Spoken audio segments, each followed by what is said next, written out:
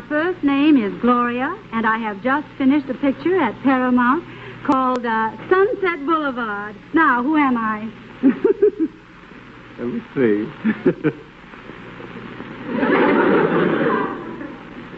Sunset Boulevard. Gloria Swanson! How are you, Gloria? Oh, goodness. Would you ever want now to come back to Broadway? No, I have. I've done it quite a few times. No, I don't like theater. I don't like the life. I'm spoiled. If you make a film, many people see it, and you do 8 shows a week, and if you're an honest actor, you are exhausted at the end of the week being honest with each audience and very few people. Plus the hours are ridiculous. You don't have any life. Well, what is there even left to say? I know that under normal circumstances, it would make more sense to cover Bette Davis and Anne Baxter in one video, since they were nominated for the same movie, but the opportunity to talk about both Bette Davis and Gloria Swanson instead seemed just too good to ignore it. Not only because they gave 2 performances that are among the most legendary not only this category, but basically Hollywood history has ever seen, but also because of the obvious parallels. 2 actresses of a certain age playing actresses of a certain age. 2 actresses playing the defining roles of their careers, where the lines between performer and character almost seem to disappear. 2 movies that tackle the backstage world of entertainment. 2 parts that later became Tony-winning musical roles. And then of course, 2 comebacks after having been essentially written off by the industry. Yes, the parallels seem undeniable, but of course the circumstances were still very different. Yes, they played actresses of a certain age, but they couldn't be further apart in style and execution. Yes, their performances were perceived as comebacks, but the years prior to these artistic peaks were extremely different. And then there is also the vast difference in how these actresses actively defined their roles and how much of themselves they gave to the characters they played. So fasten your seatbelts and get ready for your close-ups, because in this video I will cover it all. The career paths of Gloria and Bette that led them to these iconic roles, the ups and downs of their careers, and how their work and their comebacks were perceived in 1950, and how iconic roles can be both a blessing and a curse in a performer's career. This is it for the In 1946, director Billy Wilder and screenwriter Charles Brackett could look back on many successful collaborations. The duo had co-written pictures like Ninotchka, Hold Back the Dawn or Ball of Fire, and they both had won Oscars for their work on The Lost Weekend. The story I keep telling, but it's so true, because somebody would ask me, says, tell me, is it very important that a director also knows how to write? And I always answer, no, but it is very important that he knows how to read. And after this peak, Wilder and Brackett wondered, what now? To get a possible answer, they revisited an idea Billy Wilder had come up with sometime at the end of the 30s, about an actress from the silent era who commits murder.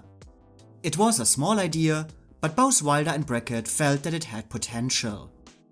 And when screenwriter D.M. Marshman Jr. suggested to include a struggling screenwriter as the actress's younger lover, the plot slowly took shape, and after completing The Emperor's Waltz and A Foreign Affair in 1948, Wilder and Brackett began to work on the project full-time. I always wanted to do a Hollywood picture because I know it is my background, I know the people, but by the same token I did not know that it's much more difficult to make a picture about something that not only I but everybody else knows in this community. So it is real and it works. I was very much taken by the original Stars Born picture of Mr. Selznick. And I said, my God, one day I should do a Hollywood picture. It's going to be interesting. A comedy of an actress who had fallen between the cracks with the advent of sound. While the major plot and many other aspects were still unclear, Wilder and Brackett knew that their script was supposed to be a maybe satirical, but also very dark and uncompromising look behind the glitter of show business and its effect on the people in it, resulting in insanity, deception and murder. So a far cry from the Dream Factory image so many big studios had carefully cultivated over the years. What kind of story do you prefer, cynical or funny? A good one. One that will be most successful, that will get the good reviews and get a lot of people to come in to see the picture. Sensing that executives at Paramount might not be too happy with this approach, Wilder and Brackett gave them the outline for a script called A Can of Beans instead. An outline which had nothing to do with the project they were actually working on. But Paramount was satisfied. After all, the duo rarely ever had a script ready when shooting on their pictures started, and their past successes spoke for themselves. And so executives greenlit the budget Wilder and Brackett asked for without ever knowing what they were actually working on, or that the actual title for the project was Sunset Boulevard. Audiences don't know somebody sits down and writes a picture. They think the actors make it up as they go along.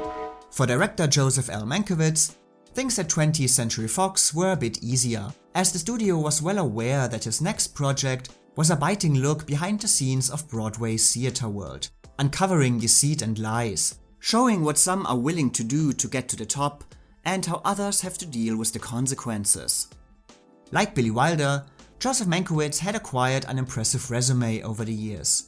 He had written motion pictures for a good 20 years, for example the popular hit Skippy in 1931, and he started working as a director as well with 1946's Dragonwyck.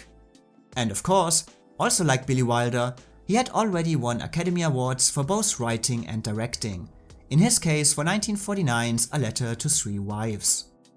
His success with this movie did not give him a reputation of a women's director like a George Cukor, but definitely as someone who knew how to successfully handle female-driven ensembles. So when the studio acquired the rights to a short story about an aging Broadway actress challenged by a scheming newcomer, there seemed little doubt that Mankiewicz was the right man to turn this idea into a full-length motion picture. Mary Orr was a semi-successful actress in New York, often also working as a writer when no acting job came along. In 1943, her husband Reginald Denham directed famous European stage actress Elizabeth Bergner in the play The Two Mrs. Carols on Broadway.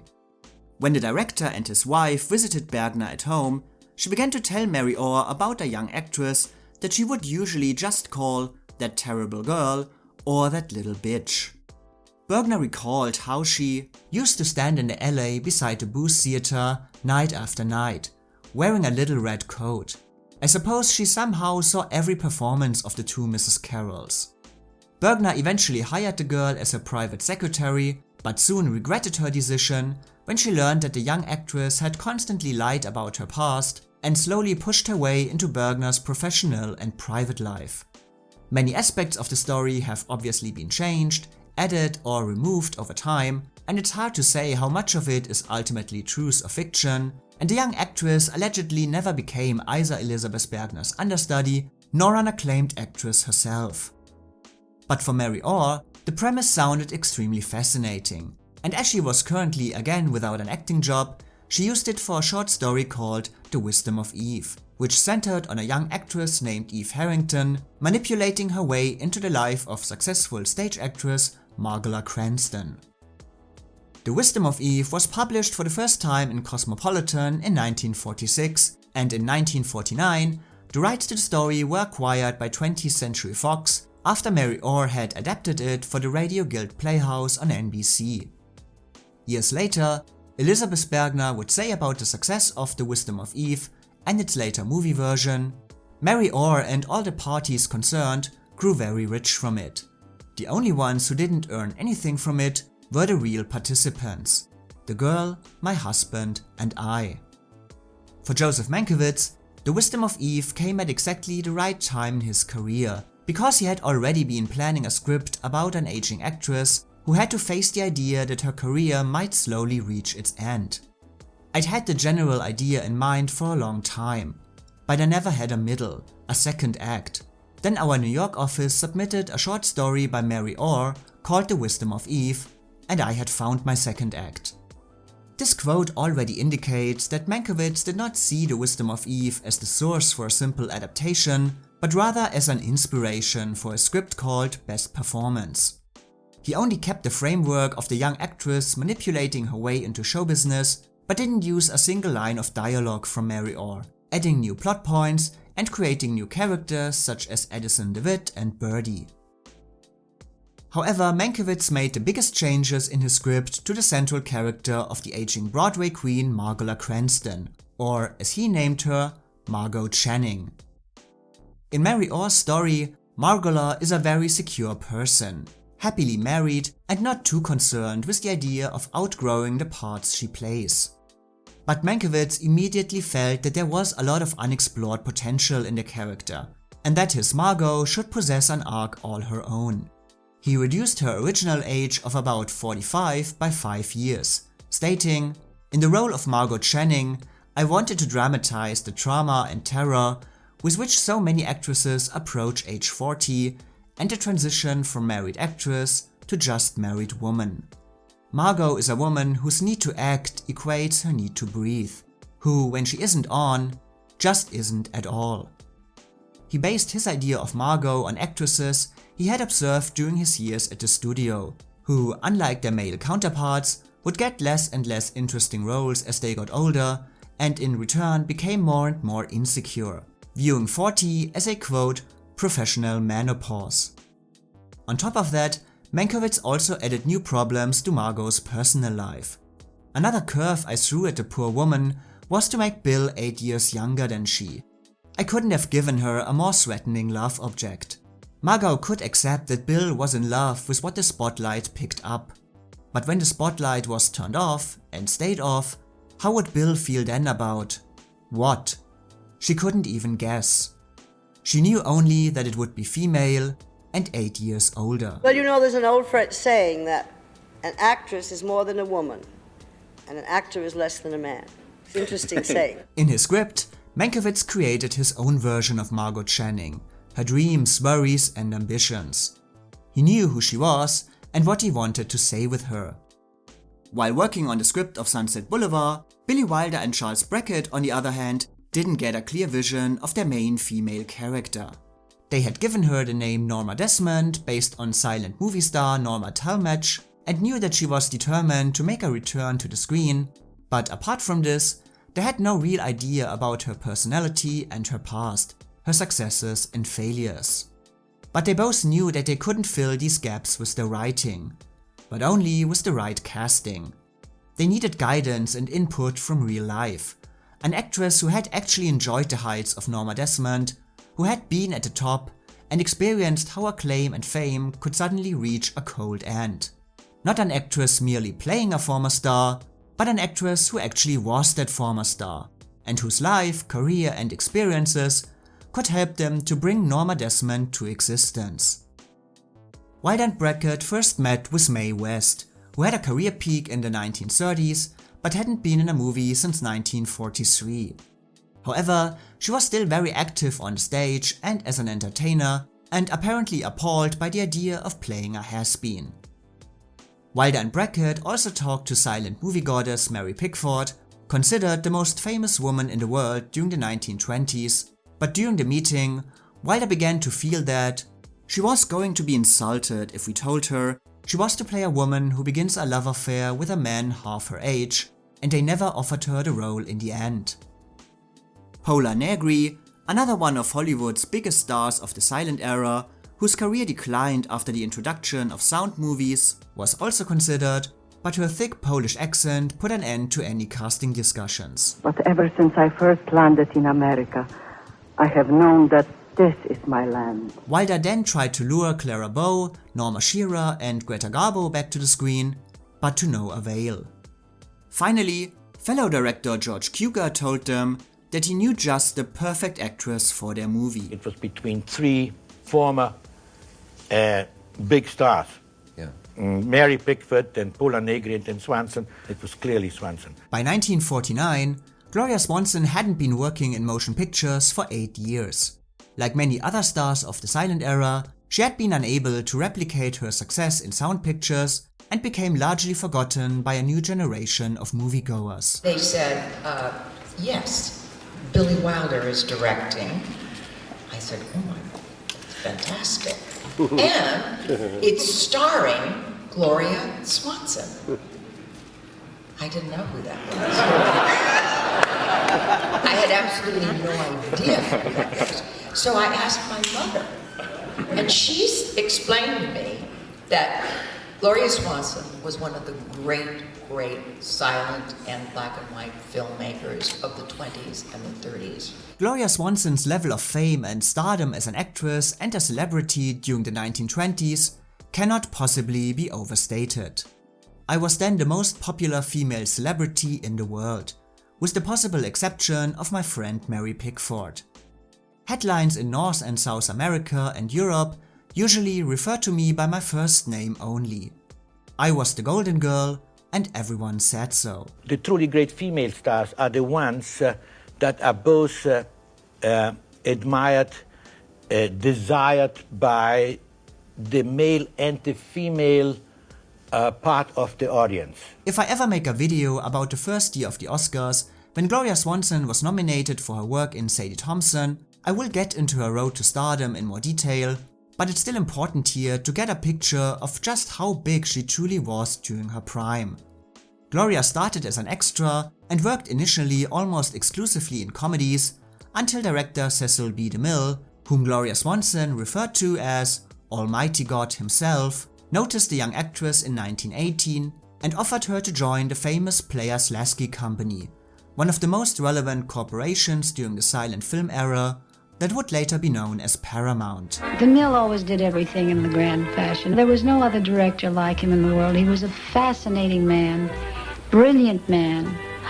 You felt his presence before he came in a room. The famous Players-Lasky Corporation had already established its own star system and had contracts with the likes of Mary Pickford and Douglas Fairbanks, who would soon found their own production company, United Artists.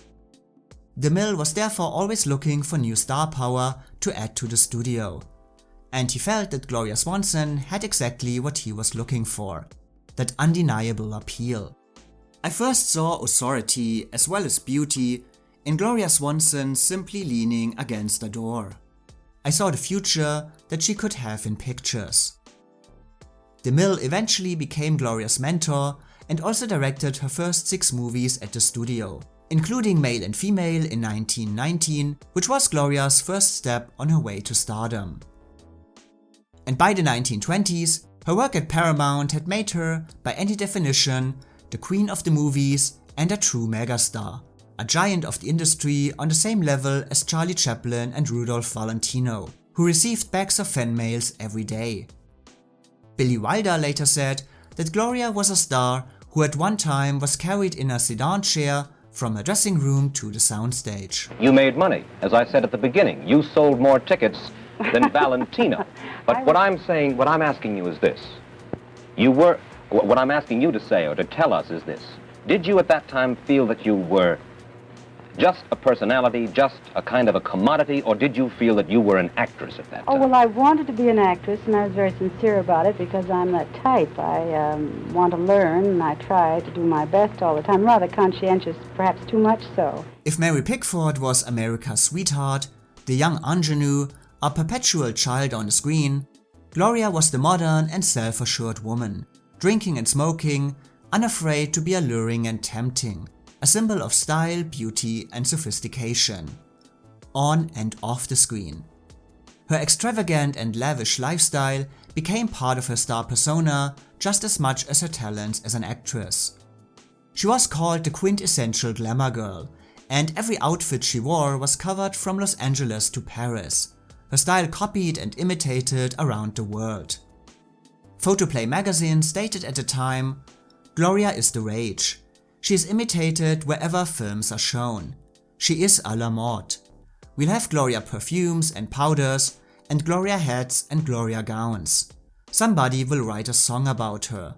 Where will it all end?" But you wanted, in other words, to be an actress and yes, not of course. I didn't want to be a clothes horse. I called myself a clothes horse. In 1925, no end was in sight yet, and Gloria reached an almost surreal level of fame when she came back from a shoot in Europe as the wife of French nobleman Marquis de la Coudray. The couple was welcomed in New York by more than 100,000 people as Gloria's name was spelled out across Times Square.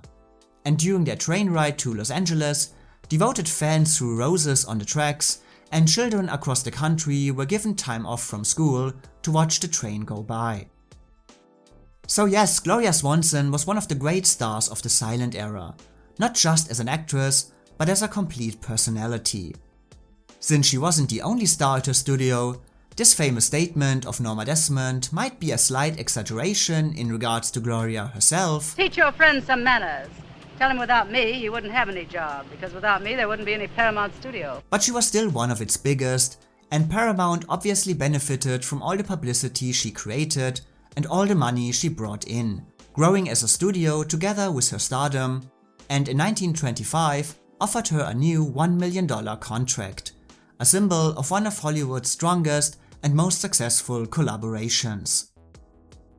It's therefore understandable that Gloria Swanson was pleasantly surprised when Charles Brackett reached out to her in 1948 to inform her that her old studio might have a part for her.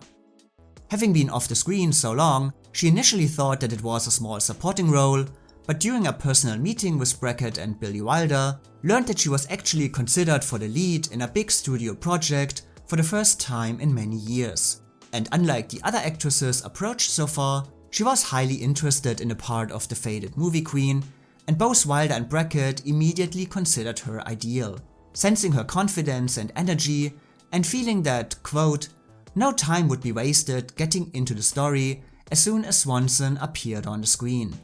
Youngsters who never saw her would immediately accept her as an old-time movie queen. Gloria's involvement seemed like a sure thing, but an unexpected challenge arose that had the potential to ruin the partnership before it even started. After having been one of the biggest movie stars in the world, who made tons of money for Paramount, Gloria Swanson was highly offended when she was asked to do a screen test for the studio. I was revolted. I've made 24 pictures for Paramount. Why would they need to test me? You want to see if I'm alive? Or do you doubt I can act? And all of a sudden, the casting of Gloria Swanson as Norma Desmond became highly uncertain. In comparison, the casting process at 20th Century Fox went extremely smooth. Well, at first. After Mankiewicz had finished his script, studio head Darryl Zanuck picked it as one of the prestige movies he would produce personally, and he also convinced Mankiewicz to switch the title from Best Performance to All About Eve. Contract players Gary Merrill and Hugh Marlowe were then cast as Bill and Lloyd, and Celeste Holm was confirmed for the role of Karen. José Ferrer, the first choice for Edison DeWitt, was busy with his project Cyrano de Bergerac, so the role went to George Sanders instead.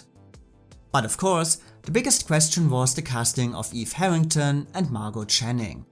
I will get into the casting of Eve in more detail in my Anne Baxter video, so for now, I will only focus on Margot. As I said, things went pretty smoothly at first, as Mankiewicz and Zanuck both agreed on Academy Award winner Claudette Colbert, who was under contract to Fox, available, and happy to do it. Her casting was then officially announced at the end of 1949, and preparations for the shooting began. So what happened? It's actually not entirely possible to pinpoint the exact circumstances that prevented Claudette from playing Margot. It's clear that she got seriously hurt in early 1950, but stories vary, from a broken back to a ruptured disc, which either happened while skiing, while filming this scene in Three Came Home, dieting too much and falling down the stairs, or slipping on her waxed living room floor. But whatever it was, Claudette Colbert had to drop out. She would later say, "I cried and cried. I was in agony with my back, and in emotional despair at losing such a plum role." And all of a sudden, Mankiewicz found himself in the same trouble as Wilder and Brackett, without a leading lady. Ideas for replacements included Susan Hayward, who had recently joined 20th Century Fox and also just worked with Mankiewicz on House of Strangers, but she was eventually seen as too young. Barbara Stanwyck was also considered and rejected, as well as Marlene Dietrich, about whom Mankiewicz said, "I was, and am, a great admirer of Marlene. But from what I knew of her work and equipment as an actress, I simply could not visualize, or hear, her as a possible Margot." Gertrude Lawrence, who would play Anna in The King and I, was also approached, but demanded that Margot should sing a few songs during the big party scene. As a funny trivia, The King and I actually had its New York premiere on March 29, 1951, which was also Oscar night. But anyway, Mankiewicz slowly began to realize that he was in trouble. The production had rented the current theater in San Francisco for the big confrontation scene, and it was only available for a short amount of time. Shooting would have to start in 2 weeks. They needed to find an actress who could quickly take over a central role and possess the experience, personality, and the right age to embody a veteran star of the stage. In April 1950, Bette Davis was shooting a picture called Payment on Demand. About 5 days before the production was finished, she was wanted on the phone. The man on the line identified himself as Darryl Zanuck.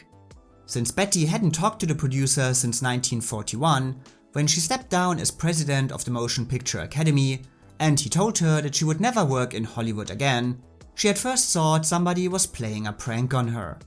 But when the man kept talking about an upcoming movie project that would start in 10 days, and that he needed a replacement for Claudette Colbert, Betty began to realize this truly was Darryl Zanuck, and he offered her what appeared to be the role of a lifetime. I was never meant to play Margot Channing. I was an accident because Miss Claudette Colbert hurt her back, and we had to get to San Francisco to get into the Curran Theater at a certain time.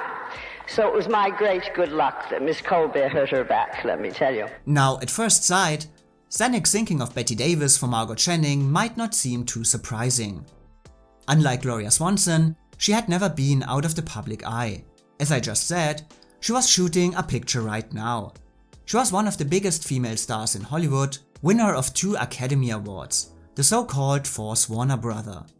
The casting of such a star in such a prestige project was therefore to be expected and nothing extraordinary, right?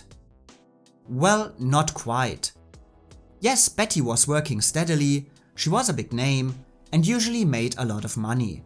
But by 1950, times had changed, and complex, challenging, demanding roles did not come by her as often as they used to do. When she received her 7th or 8th Oscar nomination, depending if you count Of Human Bondage, for Mr. Skeffington in 1945, Bette Davis was still the reigning queen of Hollywood. Sure, new talents like Academy and audience favorites Greer Garson or Ingrid Bergman had appeared on the scene, but she still worked to regular critical acclaim and financial success. But the end of World War II would bring significant changes to Hollywood and influence the careers of many actresses.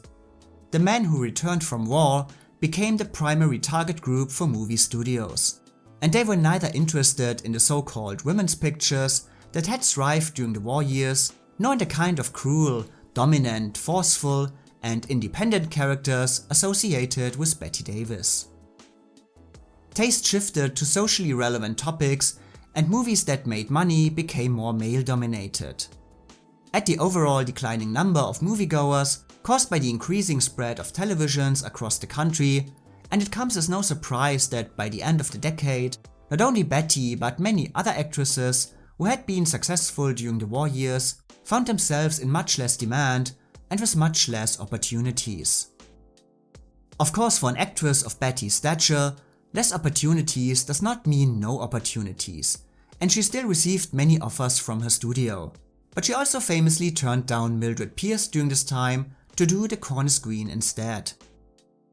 On the other hand, she wanted to be in Anna and the King of Siam and Life with Father, but lost both parts to Irene Dunne, an actress whose career slowly declined in these years as well, but who had a more approachable screen persona and was also easier to cast in the kinds of roles mainly available to actresses their age, supporting wives or loving matriarchs, than Bette Davis. I was absolutely dying to do Anna with Rex Harrison, not in the musical version, but the one they made first. They made it first, you know. As a drama. As a drama. Yeah. I was dying to play that part. Determined to keep control over her career, Betty founded her own production company, BD Production, but she would later admit that she was never truly a producer. One thing I shouldn't have given up. I had a contract to produce 6 films at Warner's. I was the producer of one, A Stolen Life. It was good. But like their child, they wouldn't leave me alone and let me do it. So I felt I wasn't really producing, so I gave up the other 5. Betty had picked 1946's A Stolen Life as a special showcase for her, certain that the drama, which starred her in the dual role of twins, was just what her fans wanted. And she was actually completely right.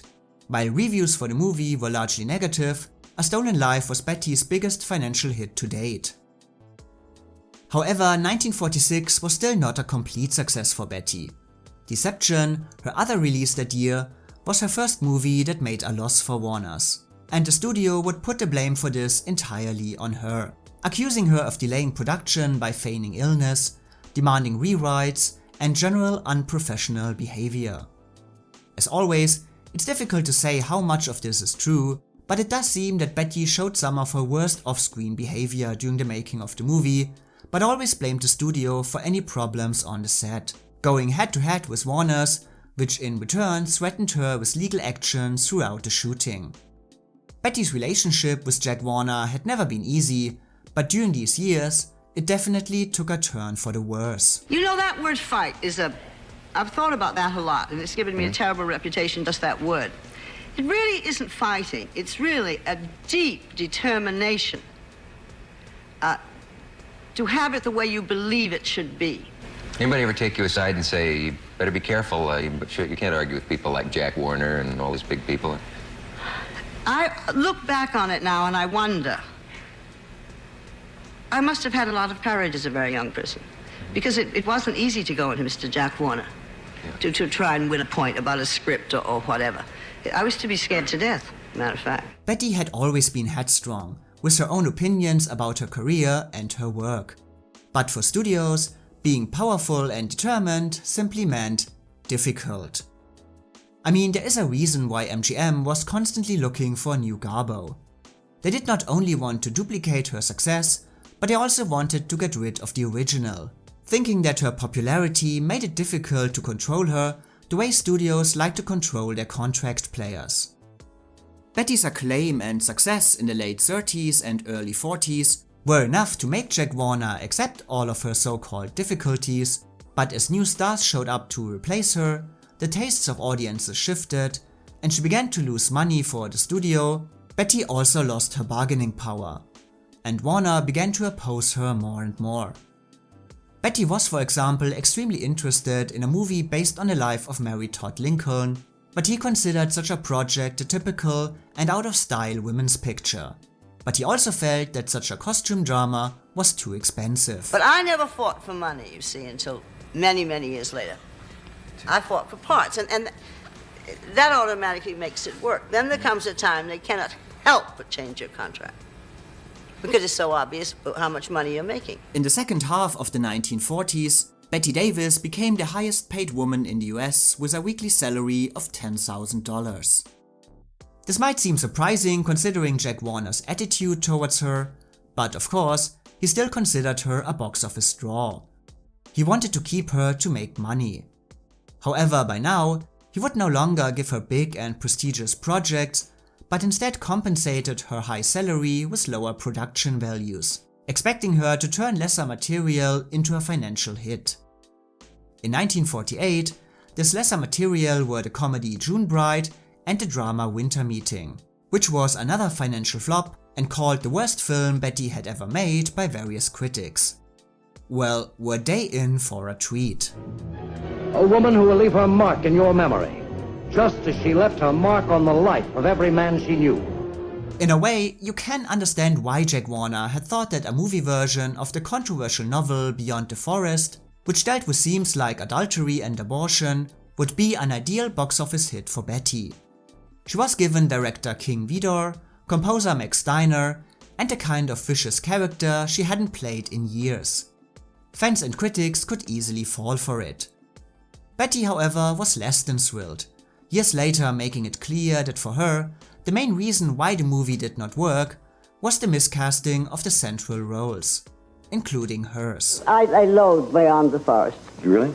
Yes, I was not young enough to play that girl. You felt that when I played that girl, I would have gotten to Chicago years ago. Absolutely years ago.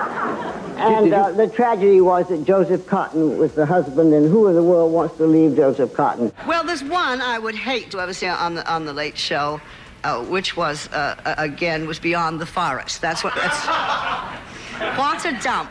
That's when that was it. Betty realized that Beyond the Forest was the last straw. She couldn't go on like this. And so I decided that if after all the proof I had given of what I wanted to do with my career, that I was still having to argue after 18 years about an unsuitable property, that I was going. That I just had to branch out because I had a 10-year more contract. So it did take courage to go. It would have been nice and easy, but that was never for me anyway, being nice and easy. So I got him, Mr. Warner, on the phone at 3 o'clock in the morning, finally. And we had 2 more days of shooting. And I said, if you want this film finished, I get my release the day after I finish. Well, you can imagine. But he called back. I got it. If I don't get out of here, I'll die. Jack Warner was actually happy to see this relationship come to an end. In his eyes, Betty was simply no longer worth the trouble and money. He later wrote in his biography, "I was relieved to see her go." I finally left. Because I thought that daughter had better leave father and mother. Because the studios were really like you had your family. And your problems got to be worse as you grew up and knew more, just like we are with our children when they get to know more. It's pretty devastating. And they would always say, well, we gave you your original chance. You really have no right now to grow up. But I grew up. And so on July 25th, 1949, newspapers across the country reported that one of the most prominent relationships in Hollywood had come to an end. And after Beyond the Forest was released, basically everybody agreed that it was indeed time for Betty to change course, as the movie brought her by far the worst reviews of her career.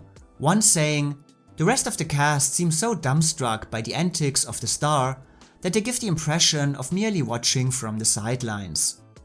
Hedda Hopper later famously wrote, "If Betty had deliberately set out to wreck her career, she couldn't have picked a more appropriate vehicle." What was the best time for you and the worst time in your professional career? Well, of course, the best time of all were the 18 years at Warner's, consecutive 18 years. And then there were some great times, and then there were some long periods with nothing, and then there was long periods with not very good scripts. And there are always great ups and downs with actors. Betty Davis's career had reached its lowest point since she had ascended to first major acclaim with Of Human Bondage. She had just turned 40, the age Joseph Mankiewicz called a professional menopause, and she was, as she remembered, for the first time in 18 years, professionally on my own. Have you been associated with one studio in California? No. Betty later regretted that she did not take the time to sort things out and settle on what she wanted to do next after she left Warner's, but instead, fearful of suddenly being without a studio, took the first offer that came to her and did the aforementioned Payment on Demand, which wasn't released until 1951. One of Hollywood's biggest stars a few years earlier, she was now completely uncertain if she even had a career left and what the future would bring. I finished 18 years at Warner's, built many sound stages there, never got a letter of goodbye, ended up in the back lot with a sound man, Heinz Blanke, a producer, till dawn, having drinks, and that's how I left the Warner lot. But no big goodbye party, nothing engraved, no... Oh, no. If you go into this business and expect gratitude or thanks, this is why we all have to get very tough about what we will and won't do. Because if we don't, they will just take advantage of you till it's unbelievable. There is no affection from there to here. But there were, for many actors, great gratitude from here to there. So when Betty got the phone call from Darryl Zanuck for a leading role in his next picture, she was of course immediately intrigued. And after she read Mankiewicz's script, She knew that this was the project and the role she had been waiting for during the last couple of years. Well, Margot Channing is a perfect example of luck. I was never cast as Margot Channing in All About Eve. I was a replacement, and a most happy replacement. For whom? Colbert was playing Margot Channing, and she hurt her back. And they had to be in San Francisco in the Current Theater they had it for just 1 week, the following week. So they could not wait for her to get well. So in desperation, they sent me the script. How did that make you feel that you were, quote, replacing Colbert? Did that bother your ego? Oh, not to play Margot Channing. No. Well, by replacement, it wasn't that I was doing a remake. I was going to originate it. Right. No, I am very bad. I would be very bad at being second. Why? Second. Well, I always would have to create it and be first. Margot was the kind of character that appealed to her on a professional and private level. A mature career woman her own age, struggling with her job and her private life, something she could understand very well. She would only have a few days between finishing Payment on Demand and starting on All About Eve, but as Betty said, any inconvenience was worth it. When Gloria Swanson ultimately agreed to do a screen test for Sunset Boulevard, she had actually no idea if any inconvenience was worth it. Unlike Bette Davis, she could not read a script with sparkling dialogue and developed characters, because as she learned during her test, the script was still a work in progress, and Norma actually more a thinly drawn sketch than a real person. She had been convinced to do the test after friends like William Powell and Clifton Webb advised her to swallow her pride, and George Cukor flat out told her, "If they ask you to do 10 screen tests, do them or I will personally shoot you," and assured her that it was the part she would be remembered for. And so Gloria Swanson met for her test with Wilder and Brackett at Paramount. And it became clear to the duo that, even if Norma had not begun to exist on paper, she began to exist in the hands of Gloria Swanson, who created the character right in front of their eyes. It was clear that she understood Norma, and suddenly her past, her ambitions and desires, all completely unknown to this moment, became clear and visible for everyone. Wilder and Brackett knew they had struck gold. And the comeback, I mean the return, of Gloria Swanson was confirmed. The male lead of Sunset Boulevard was equally not cast right away, but the process was still a bit easier. Montgomery Clift, one of the hottest new names and hottest actors overall in Hollywood at the time, was initially on board to play Joe Gillis, but later dropped out again. Other names that were then considered for the role included Fred MacMurray, Gene Kelly, Burt Lancaster, Marlon Brando and John Garfield. In the end, however, Paramount insisted on casting contract player William Holden, who had been waiting for his big break since his first success with Golden Boy a good decade earlier. And after the rest of the cast had then been put together, filming on Sunset Boulevard could finally begin. There was still no finished script, but after the casting of Gloria Swanson, Wilder and Brackett were breathing a bit easier, counting on her to shape Norma Desmond and Sunset Boulevard through the ups and downs of her own life and her vast experiences during Hollywood's silent past. For Bette Davis, the circumstances were obviously different. Her own experiences would of course help her to get into the part of Margot Channing, but she didn't need to actively shape the role in any way. Margot was clearly laid out before her. Betty's difficulty instead was a lack of time. She only had a few days to prepare for a role and bring what was written out on the page to the screen. Much of that time was also occupied with makeup tests and wardrobe fittings, during which she worked very closely with designer Edith Head, creating Margot's look and appearance together with her. And on April 11, 6 days after her 42nd birthday, Betty joined the other cast members in San Francisco to begin the shooting of All About Eve. There was of course a lot of speculation in the press how Betty would behave on the set and how she would work with her new director. Would there be similar problems like there had been during her last movies at Warner's?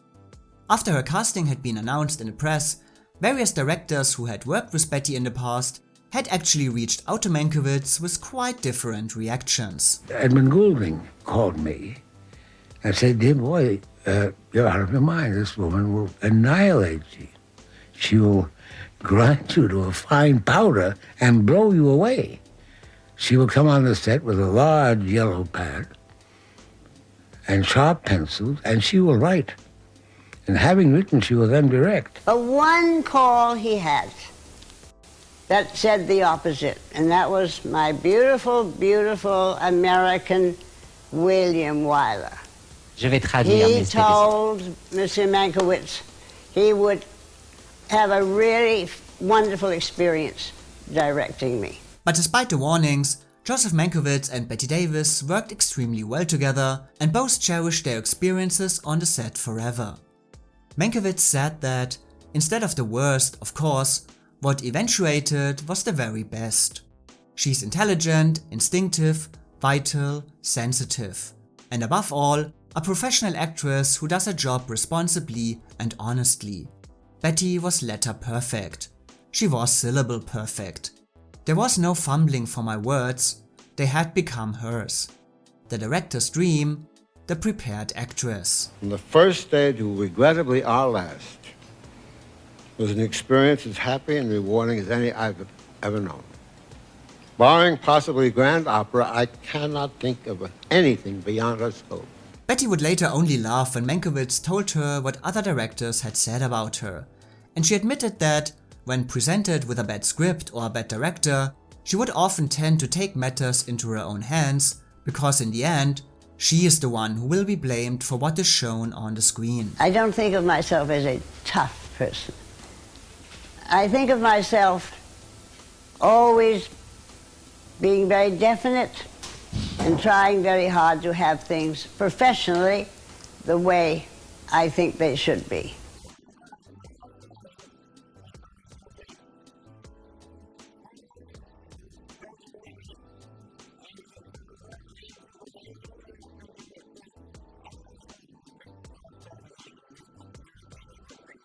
There is only one person that gets the praise and gets the blame in any film where you are a star.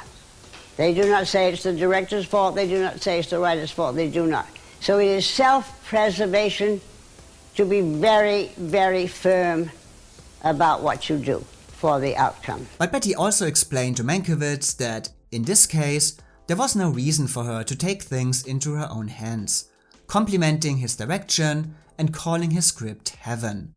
You know as well as I that there is nothing more important to an actress than a well-written part, and a director who knows what he wants and knows how to ask for it. How was it to work with Mankiewicz? Mankiewicz, extraordinarily, just beautiful, just beautiful. Plus it was his own script, and he's a man who should direct his own script.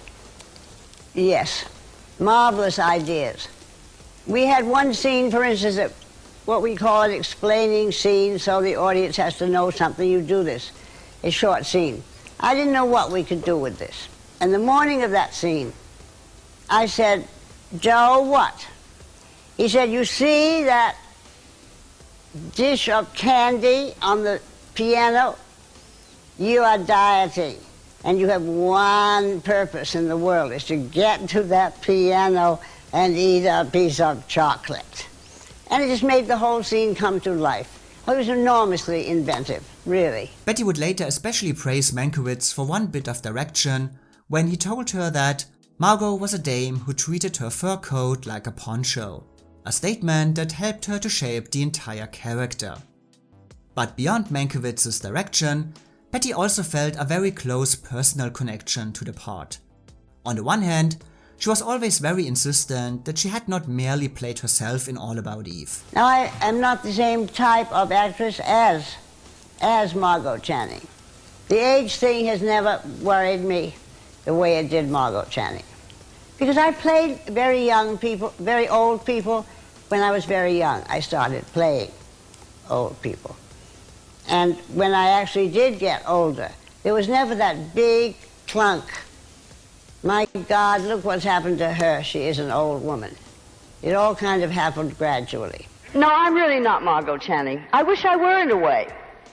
The human problems of hers are the human problems of any actress.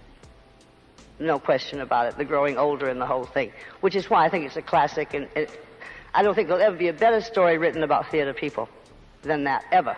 But on the other hand, Betty also recognized that something in Margot was still very familiar for her. Margot Channing was a woman I understood thoroughly. Though we were totally unalike, there were areas we shared. The scene in which Margot confesses that the whole business of fame and fortune isn't worth a thing without a man to come home to was the story of my life. My permanent need for love, my aloneness. When she says something to the effect that if you can't look across the dinner table or wake up in bed with a man, in other words, that's basically what he says, you're not a woman. And there is no question about it, that should be a part of a woman's life. And that I didn't in the long run have. And would have liked it, believe me.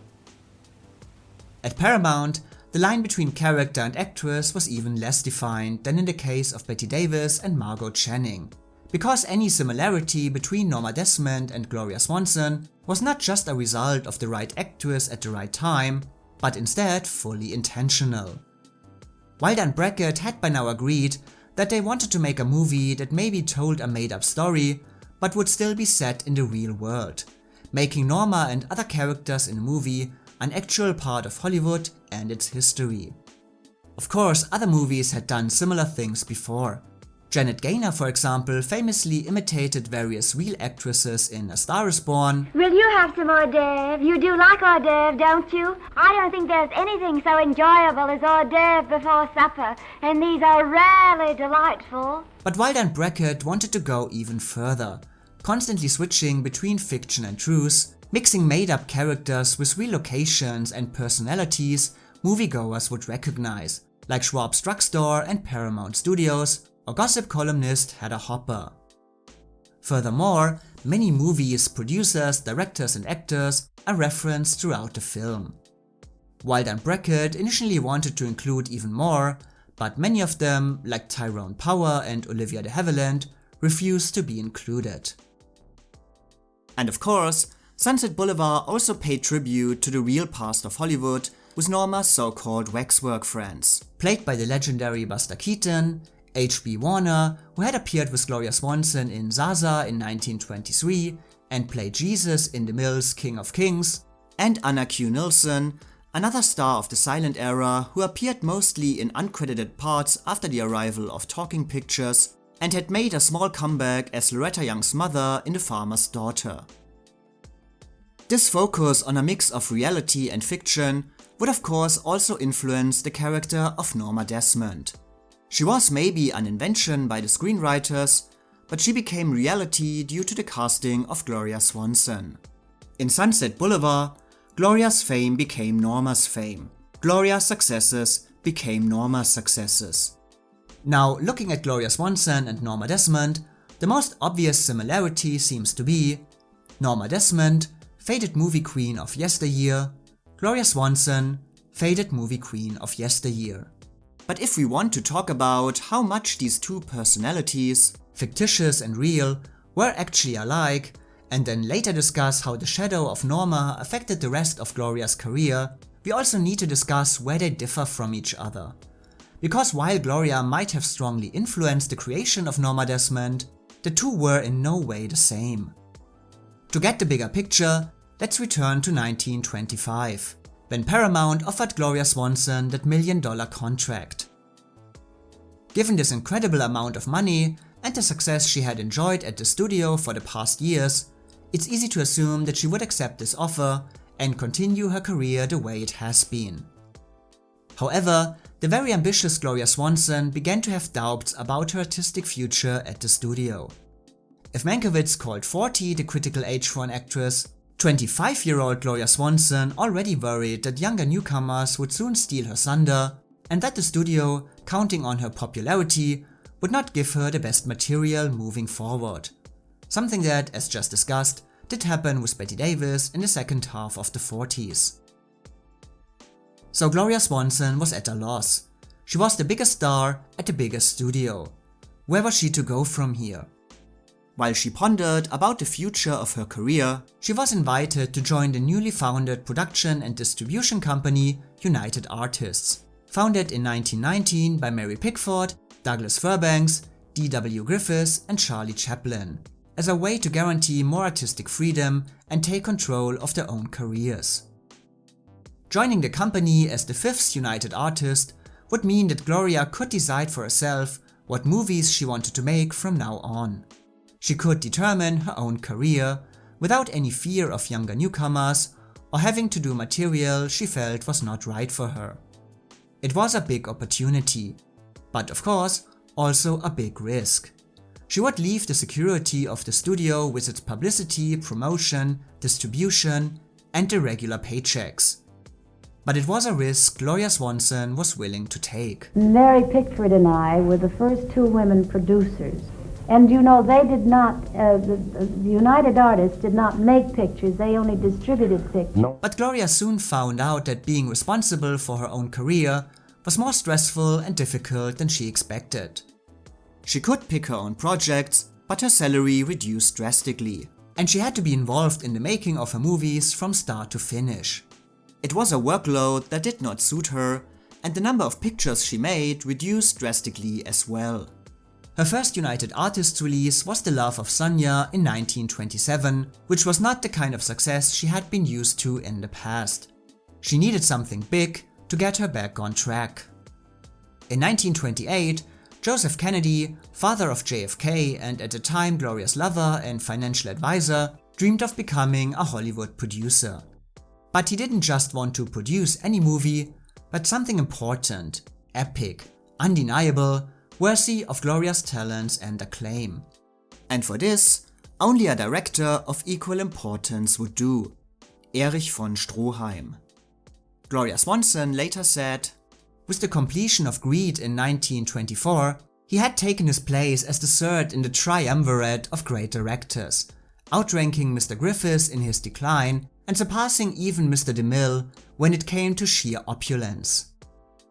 His films always had a savor of delicate, authentic decadence about them, which no other director seemed capable of even imitating. In a personal meeting, the director talked to Gloria about wanting to do a movie of historic importance and praised me for daring to attempt it. He told me not to be concerned if jealous audiences in Hollywood failed to appreciate the film's excellence and remarked that such lack of understanding necessarily went hand in hand with the creation of a classic. The story von Stroheim dreamed about started with an Irish Catholic convent girl, a prince in love, and a mad queen, and would then take a turn to a dance hall in German East Africa and the African swamplands. Gloria Swanson was immediately captured by von Stroheim's vivid imagination. The strange story reminded me of nothing I had ever heard before, and its creator left no doubts in the telling that it was richly cinematic from beginning to end. But neither Kennedy nor Gloria Swanson had any idea of what was ahead. Von Stroheim's perfectionism was so excessive that preparations for the shooting alone would take up an entire year. A year during which Gloria would not appear on the screen and also not make any money. When production on the movie, which was now called Queen Kelly, finally began, any doubts Gloria had were immediately pushed aside when she saw the first examples of von Stroheim's work. Every scene was alive with glowing light play and palpable texture. But soon von Stroheim would begin to reshoot countless scenes from slightly different angles or with different extras. And Gloria Swanson described how scenes that might take an hour for other directors would take days for him, remembering that he always had a reason for doing it one more time. She began to realize that the production was in big trouble, and the perfectionism she admired so much at the beginning now stretched the budget far beyond anyone's expectations. As Gloria said, it cost $2,000 just to get a close-up of an ashtray. Queen Kelly is not a finished picture. The only thing that was rather difficult at the time was that he was taking longer to do 1/3 of the picture. Of course, pictures have budgets, and that means a certain length of months to shoot a picture and a certain amount of money to spend.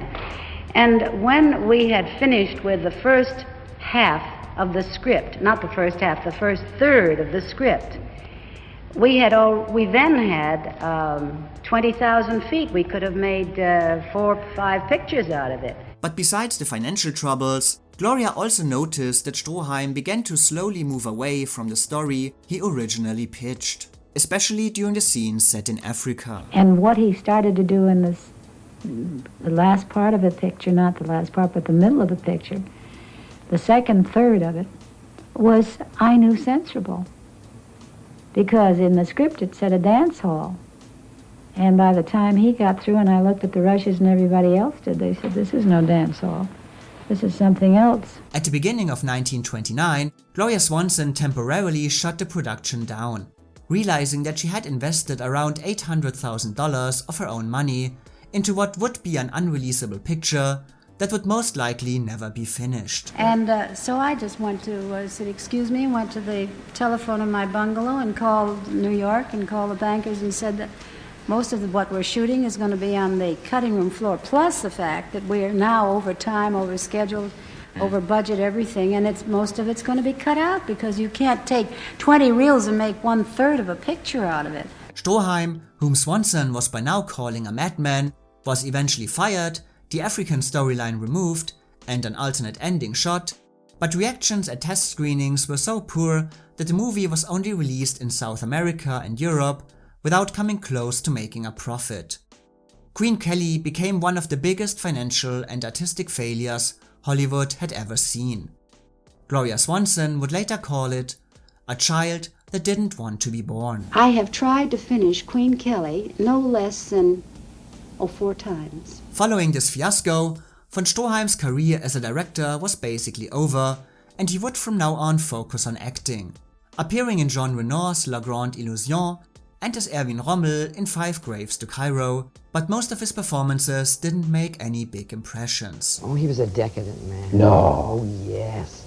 And he had his mistress Denise, very French, and he was very worried about his double chin and his very considerable pot, and he had to sit in bed in this scene. This was in 5 Graves to Cairo. Yeah. Billy Wilder's first picture, as a matter of Sarah, fact. Yeah. Very fortunate to have worked with him. And he would sit there and say, Denise, how are my 2 babies? He'd sit there with his gold and black cigarette, you know. However, it's important to note that, while the movie might have destroyed von Stroheim as a director and much of his career in general, it did not, as is mentioned so often, destroy Gloria's career as an actress. On the contrary, the audience was eagerly awaiting her return to the screen. And her next picture, Sadie Thompson, was exactly what they were waiting for. Again portraying Gloria as a carefree, independent woman caught in controversial situations, making it a big financial hit and also bringing Gloria a mention as one of the best actresses of the year at the very first presentation of the Academy Awards. So despite the fiasco around Queen Kelly, the future still seemed bright for Gloria Swanson. But after she had been a guest at the premiere of The Jazz Singer at the end of 1927, she knew that everything in Hollywood was about to change. There was a wonderful era in the world of entertainment before television, before talkies. A magic world. Looking at the relationship between Gloria Swanson and Norma Desmond, the emerging sound era is of course the decisive moment. The moment that destroyed the career of Norma and turned her into a reclusive, dreaming of a return to the screen, while also still resenting the invention of talking pictures. And we know that many careers were in fact destroyed during this upheaval in Hollywood. Careers of actors whose voices were not good enough, whose foreign accents were too strong, or for many other reasons. So what exactly happened to Gloria Swanson? Well, if Norma Desmond and Gloria Swanson had both been big stars during the silent era, the introduction of talking pictures is definitely where the similarities end. Because unlike Norma, Gloria embraced talking pictures with an open mind and keen interest. From the first moment on the set, I was consumed with curiosity about the technical side of shooting a sound picture. But acting in one, as far as I was concerned, was no different from acting in any other picture. In quality films, we always had scripts, and we had memorized them, and we had said the lines as we played the scenes. Therefore, the fuss that actors soon began making about the difficulty of shifting to sound struck me as perfectly foolish. Were you worried, having been a very big silent star, that when talkies came in, that you wouldn't make it? No, because I didn't understand the foolishness of that. First of all, we weren't deaf mutes when we were making silent pictures. You couldn't have a love scene where you're supposed to say, I adore you, and be saying, would you like to have a cup of tea? It wouldn't come out the same. See, but we feel, though, that it killed off many careers. Well, in a way, I suppose it did, because a lack of confidence can do that to a person. You see, I didn't want to be a movie star. I wanted to be an opera singer. Gloria immediately accepted the new reality of movie making and made her first sound movie, The Trespasser. And her talking debut turned into one of the most anticipated movie events of 1929. And she passed this test with flying colors. Critics called her more of an actress than ever. Natural, charming and effective, with a pleasing and clear speaking voice. I married you, not your father or his money. Not for you to choose. But Marion, I can't give up a fortune. I can give up my life. Go and send him away. Go out and send him away, or I swear to you, I'll leave you. The Trespasser became the biggest moneymaker in the history of United Artists. So given this overwhelming success, it's clear that Gloria Swanson's career did not decline during the next few years due to the introduction of sound, as she had shown that she was more than up to the challenge and very happy to enter this new era. So what was the reason? Well, it is in fact similar to the experiences of Bette Davis during the second half of the 1940s. Gloria Swanson simply went out of style. Her image, glamorous, extravagant, wealthy, carefree, was no longer successful with movie audiences, coping with the economic problems during the Great Depression. I wear my emeralds, my earrings, and all my bracelets. If they could afford to go to the movies, they wanted to see gangster pictures or big musicals or Cinderella stories. Not the kind of harmless romantic comedies and dramas about the idle rich that Gloria had done so often in the past, and which also lacked the pre-code riskness that, for example, made Norma Shearer's pictures so successful during this time. But of course, Norma also had some significant support from her studio that helped her to make the transition to sound and allowed her to find an image that appealed to modern audiences. Gloria, on the other hand, was still independent and could only rely on herself on how to proceed forward. And this situation also brings us back to Queen Kelly. As just said, the movie did not destroy Gloria's reputation or her career as an actress artistically, but it did affect her financially, as she lost around $800,000. Still enjoying her lavish lifestyle, Gloria's finances were in trouble and she had to keep working. She didn't have time to think about reinventing herself or changing her image according to the changing times. For her, the most secure way to an income was to continue to do what she had always done. And so Gloria followed The Trespasser with a series of romantic comedies that continue to present her as a sophisticated and wealthy woman of the world. However, none of these movies were successful, critically or financially. Afraid that audiences might be disappointed if she gave them a Gloria Swanson they were not used to, she actually gave them a Gloria Swanson they did not want anymore. She had been willing to adjust to the new technical reality of movie making, but what had worked in the 1920s was no longer working in the 1930s. After her 1933 picture Perfect Understanding, co-starring a young Laurence Olivier, flopped as well, she said, "My career is so jeopardized that all I can see facing me is a stone wall." A turning point seemed finally to arrive when Gloria signed a contract with Irving Thalberg and MGM in 1934, which she described as Christmas in March. However, the famous producer was not in a hurry to cast Gloria in anything prestigious, instead loaning her out to Fox for the comedy Music in the Air, co-written by Billy Wilder. While it was a lavish production, Gloria Swanson felt the material was extremely dated. And audiences and critics thought so too. And Music in the Air was just another flop for Gloria, who said, "Hollywood producers learned once again that the taste of New York and Broadway during the darkest days of the Depression was no barometer for the taste of the nation at large." Gloria Swanson had done 5 talkies after The Trespasser, and none of them was a success. And after Music in the Air, things were pretty much over. Some possible projects came along in the next few years, but nothing ever materialized. Solberg assured Gloria that he would find the right project for her after completing Romeo and Juliet with Norma Shearer, but his death from pneumonia in 1936 effectively ended her partnership with MGM without having appeared in a single picture for the studio. And finally she decided that she had enough. She threw herself a Hollywood farewell party and left for New York, where she would take up her interests in art, architecture, fashion, design and sculpting, effectively ending her acting career. You left all that glamour and all of that and came back to New York at a time when you were In 38, no. immersed in Hollywood. No, I had quite a discussion, we'll call it, with a man called Harry Cohen. And he would, I would say, would be the reason for my leaving Hollywood, because he was looking for a story for me, and I brought him many of them, and finally I found a treatment. And I read it to be sure he would. I wasn't quite sure at that point whether he could read. I was so angry with him. And so I read it. And finally he said, well, I'll let you know tomorrow. So tomorrow came and I found myself in the middle of my bedroom, which was fairly large, with a long cord telephone call wound around myself, screaming at the top of my lungs, because I said to him, well, what happened? And he said, well, it couldn't be any good because David Selznick wants to sell it. And with that I lost my mind.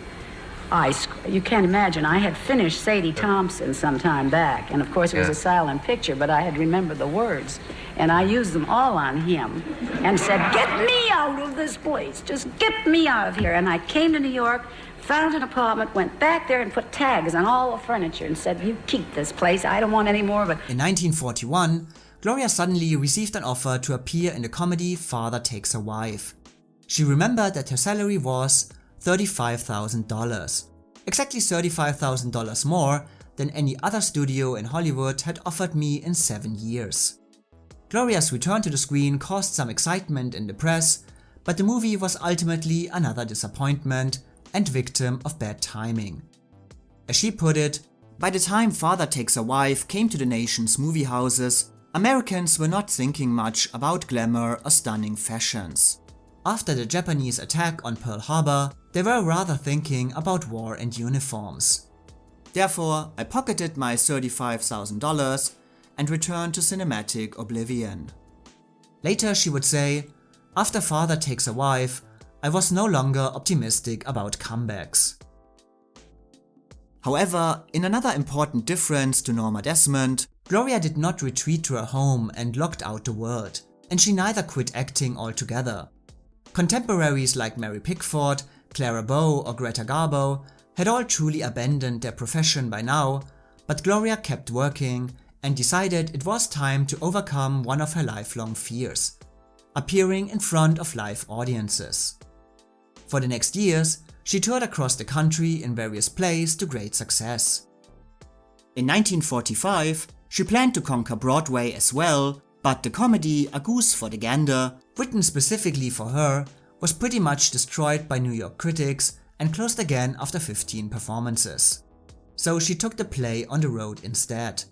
Hedda Hopper later commented, "It takes guts for a girl who's had everything, whose name has been blazoned throughout the world, to play week after week in summer stock with people whose names aren't even known within a radius of 5 miles. Did you ever do that? Did you ever tour the country and the old... Well, I have done it in summer stock. Yes, I did do it in 1 or 2 things, like 3 curtains. I did 3 one-act plays. One was Shaw's Man of Destiny and James Barrie's Old Lady Shows Her Medals, and Panera's Playgoers. I toured in that.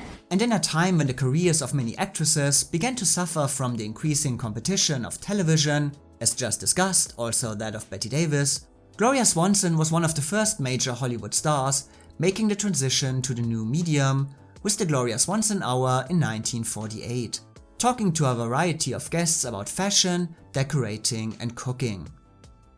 For Gloria Swanson, it was a sort of return to former glory, reaching out to a large audience across the country and securing a steady paycheck. The fact that she was still so active was actually a reason why the decision to do Sunset Boulevard was so easy for her. It was a return to the big screen, but not a return to work, as it would have been for many other actresses who had been considered for the role and who hadn't acted at all in many years. And I thought I should be very frightened, but I had been away for, I think, 7 years from pictures, and I was called on the set. I remember being in the little dressing room on the set.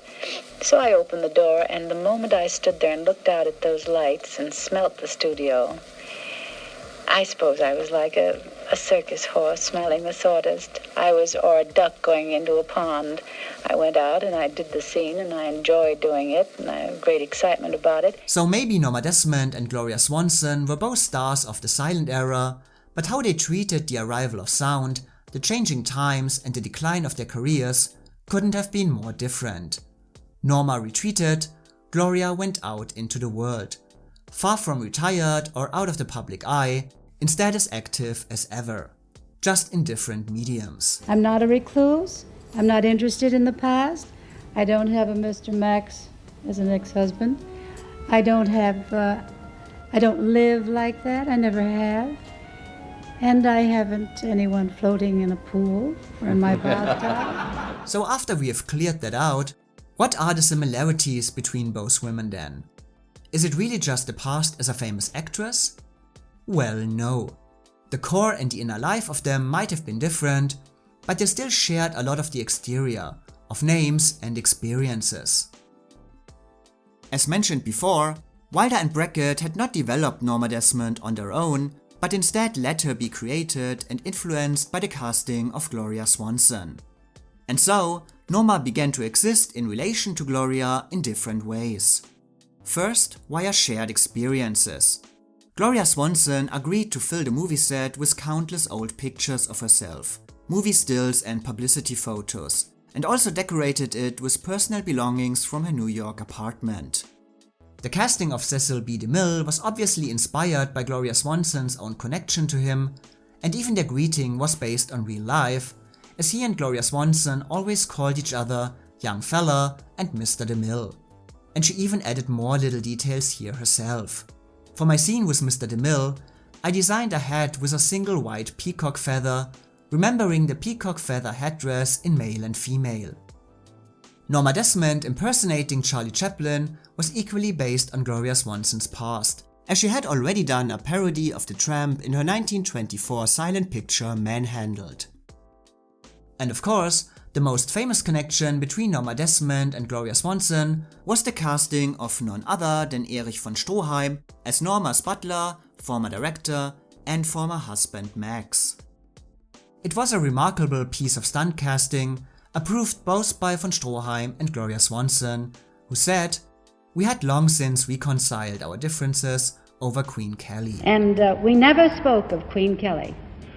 In the whole 3 months that we were making Sunset Boulevard, I don't think we ever mentioned it to each other. It was also von Stroheim who suggested using a clip of Queen Kelly in the movie, which actually became one of the most talked about moments when the movie premiered, since it was the first time ever that a scene from the notorious flop was shown to American audiences. Von Stroheim, who couldn't help himself, he was creative.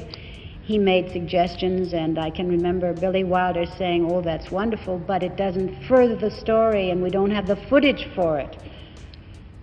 But he came up with one. He came up with a magnificent idea that the fan mail that was sent to me, if you will recall, I thought was fan mail. He was writing them. This was von Stroheim's idea. And this was a magnificent idea. It was wonderful. So there were obviously personal experiences of Gloria Swanson that became a part of Norma Desmond. But she not only shaped the character with her personality, but also her own understanding as an actress. While Wilder and Brackett saw Norma as a kind of Miss Havisham from Great Expectations, who was still wearing her wedding dress and hadn't changed anything in her house since the day she was jilted at the altar, Gloria argued that there was no reason why her house couldn't still be stylish and luxurious on the inside. representing a woman lost in the past but financially secure.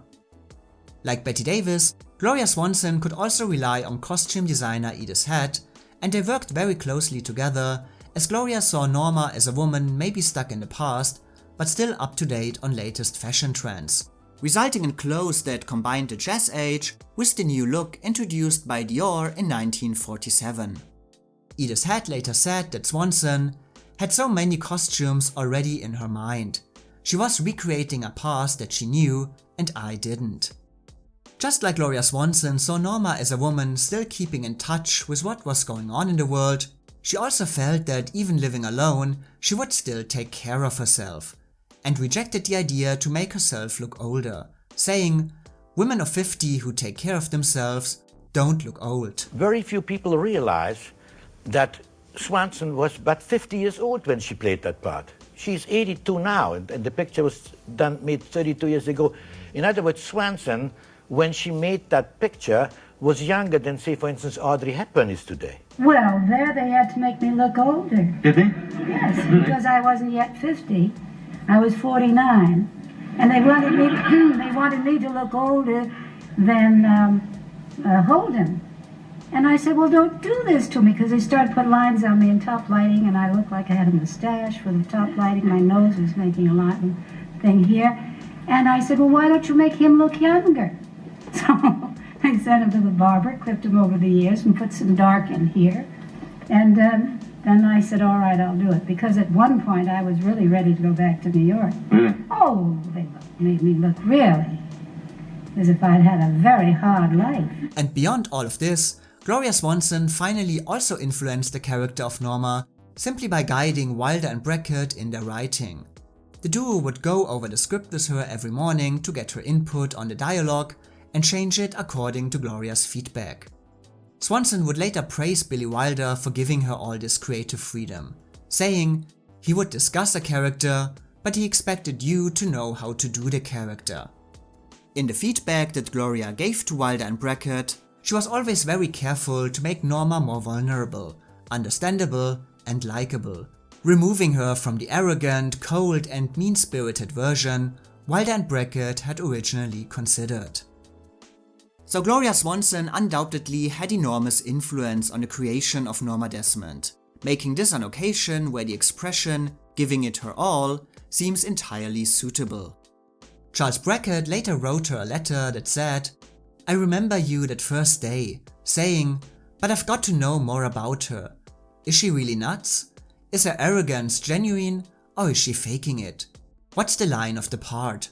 To this you got no answer, as we too were feeling our way and only reached our final conclusion through you. However, all of this did not make the part any easier for Gloria Swanson. As I said, the exteriors might have been the same, but she obviously did not share any of Norma's delusion and insanity, and she also admitted that digging so deep into her own life was often difficult. I grasped with fearful apprehension that I would have to use all my past experience for props, and that this picture should be a very revealing one to make. Still, the shooting of Sunset Boulevard was an experience that Gloria Swanson cherished for the rest of her life. And just like Joseph Mankiewicz praised Betty's work attitude on the set of All About Eve, Gloria Swanson was equally praised by everyone around her. Wilder described her as a hard-working and tough actress, but that she was also an absolute angel on the set, and that the movie would never have ended up the way it did without her performance, complimenting her for her, quote, period way of acting. Her style was 1920s. You can't learn that. You must grow up with it. It was Gloria who really knew that this film was going to make history. And it was her passion. In fact, she would stay after 6 o'clock. We got there at 7 in the morning, started shooting at 9, and we finished at 6. And she would beg Billy to stay and work with her after 6 on the scene for the next day. She was totally dedicated, absolutely determined. The final scene of shooting was also the final scene in the picture, which was again only written the day before, and Gloria Swanson would do 10 different versions of walking down the stairs, always accompanied by different music to get a different reaction. When the scene was done and the movie finished, Gloria burst into tears and then received a plaque from all her co-workers that said, to proclaim that Gloria Swanson is the greatest star of them all and the idol of cast, staff and crew of Sunset Boulevard. Gloria herself would later say, "I hated to have the picture end. None had ever challenged or engrossed me more." This was a picture where everything sort of kind of fell into my lap. I needed the Paramount studio where we were shooting at Paramount. We got the permission. I needed the Mill to play the Mill, and he played it. I needed somebody to play the Stroheim part who at one time had been a director and had made a picture with Gloria Swanson, and indeed we found that old picture that he had directed with her, Queen Kelly. Everything sort of kind of fell into our lap. Everything was just right. At 20th Century Fox, everyone working on All About Eve also highly enjoyed their experiences. Possibly with the exception of Marilyn Monroe, who famously had some troubles during the shooting, but I'll not go into the details here. But overall, everything went very well as all cast members, like in the case of Sunset Boulevard, realized that they were involved in something very special. Joseph Mankiewicz consequently praised the entire cast for their professionalism and wonderful work, which enabled him to shoot All About Eve in just 6 weeks, with Betty filming her part in 3.5 weeks. She later summarized her experiences just as positively as Gloria Swanson hers. "I can think of no project that from the outset was as rewarding from the first day to the last. It was a great script, had a great director, and a cast of professionals, all with parts they liked. It was a charmed production from the word go." I get very irritated when people say, "Did you have fun making that movie?" Well, there's no such thing. It is work, work, work. You know, and that's the part you love, that it is work. But the production was not only charmed for Betty from a professional perspective, but because All About Eve completely changed her private life too. In October 1945, Betty had met William Grant Sherry, 7 years younger than her, and in general described as a muscle-bound sailor and an artist of sorts. About 1 month later, they got married. It was a very stormy decision, essentially made by 3 circumstances. 1. Betty had been a widow for 2 years by this point, after the highly publicized death of her second husband Arthur Farnsworth in 1943. Betty would later say how the war years increased her need for affection, describing herself as lonely and restless. Second, she and Sherry had an undeniable attraction towards each other.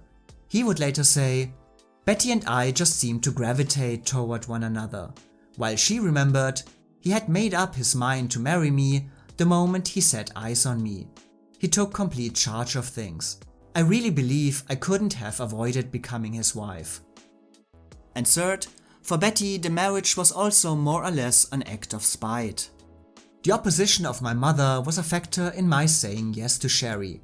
She so continually criticized him, I realize now that she drove me right into his arms. It was as if my family were saying that at the grown-up age of 35, I could not make up my own mind." I had this marvelous doctor in Laguna Beach, and after about taking care of me for 15 years or so, he said, "I've got to ask you something. How could any bright woman like you marry the men you did?" The idea of marrying again was at first a joyful one for Betty Davis. This time, all would be well. I was no longer alone. Ruth Elizabeth was beside herself. She was going to play house again. But to say that the marriage between Betty and Sherry was rocky would rather be an understatement. In 1947, the relationship did bring Betty her long-desired first child, but it was still a time of misery and unhappiness for her that accompanied her slow downfall as an actress until the end of the decade. She soon discovered that she and her new husband had extremely different personalities and that he possessed a violent temper that often made her life a true nightmare. We drove to Mexico on our honeymoon. En route, my husband threw me out of the car for some forgotten reason. This was only the beginning. Our first night in Mexico, he threw a steamer trunk clear across the hotel room. Sherry's physical violence was a thing of terror to me. Nothing, not infidelity or boredom, can destroy love as quickly or as completely as the physical abuse of one person by another. His anger was blind and unpredictable. There did not have to be a reason with Sherry. Out of the blue, he could become a monster. You really said, Betty, it has been my experience that one cannot in any shape or form depend on human relations for any lasting reward. It is only work that truly satisfies. Yes, that stands by you. It isn't that many people don't add a great deal to your life. But I'm talking about as a permanent thing. That's the least disappointing relationship you can have. Sherry himself obviously remembered their marriage in a different light and would accuse Betty of constantly ridiculing his artistic ambitions and reducing him to a role he was not prepared to play. She was the breadwinner and I was the housewife. I have dinner ready when she gets home. I take off her shoes and bring her slippers and a drink. I press her dresses when her maid isn't here. Does somebody need an ambulance? On the other hand, Betty enjoyed Sherry's obsession with her and later said that he could be very gentle and loving if he wanted to. And for a while, she found their differences, their constant shouting matches and arguments, as she called it, very stimulating. But she also admitted that she mostly stayed with him for as long as she did out of pride, and because of their daughter Beadie. I was not eager to admit that I had failed once again in my choice of a husband with all the inevitable publicity. I hoped fatherhood would be good for Sherry, and for a time it was. But the cruelty continued. Betty later said that she even considered suicide during this time. I didn't want to live this way any longer. How could I deal with such a man? I was even afraid to divorce him. I was not accustomed to being afraid of someone I lived with. I was desperate. At some point, I remembered I had a daughter, and I asked myself, could I do that to her?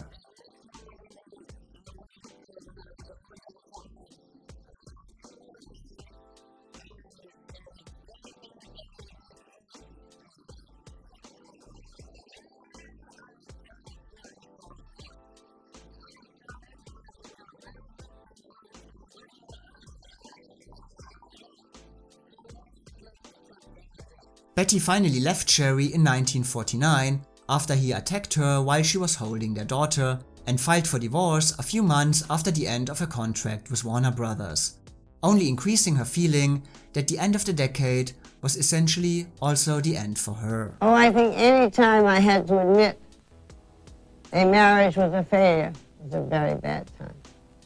Very bad time for me. Always bothered me very much. But then, All About Eve changed everything for her, in more ways than expected. In 1949, Betty had seen a movie called 12 O'Clock High with actor Gary Merrill. I thought he was very good and very attractive. Betty then met Merrill in real life 1 year later when he co-starred with her as Margot's boyfriend Bill Sampson. Both actors immediately felt an undeniable attraction towards each other, and during the shooting of the movie, it developed into a serious love affair. Gary saying, "I was irresistibly drawn to her. Here was a magnetic woman with a compelling aura of femininity. Before long, we were walking about holding hands, going to the movies. From simple compassion, my feelings shifted to uncontrollable lust." You know, when people really love each other, you like to be around them, you can warm your hands. That wasn't that kind of relationship. They were like two kids that just learned two new dirty words. We had much in common. New England. I felt he was a very, very good actor. I think actually he and I could have become quite an acting team. But didn't you go against one rule that you had up until the time you met Gary? Never marry an actor? Mm-hmm. Yeah. Well, you see, you shouldn't make those rules. Never. Miss Davis, something I've wanted to ask you for 30 years.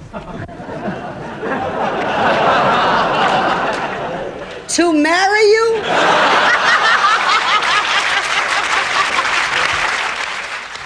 Betty officially got divorced after completing All About Eve in July 1950 and married Gary Merrill a few days later. In a storyline that would never have made it past the censors in 1950, Gary had actually also been married when he met Betty, but his wife understandably filed for divorce when he got drunk and told friends that he would marry Betty in a heartbeat if she had him. We arrived in a courtroom in Maine to do with the custody of our daughter Barbara. And he was thrown out of court by the judge in Maine, who said, never in my courtroom will there be a man who accepts alimony. And he threw Sherry right out of the court. Yeah. Well, I love the Yankees. I think they make great sense. After completing All About Eve and falling in love again, Betty was entirely content with the sudden positivity in her life. There is a near-perfect time in a person's life, just past 40 I think, when you have outgrown most of the wildness. Either the work is going well, or you have adjusted your sights and you are at peace with your private self. The time may come only once, and this was mine. Was there anyone you really loved as you look back?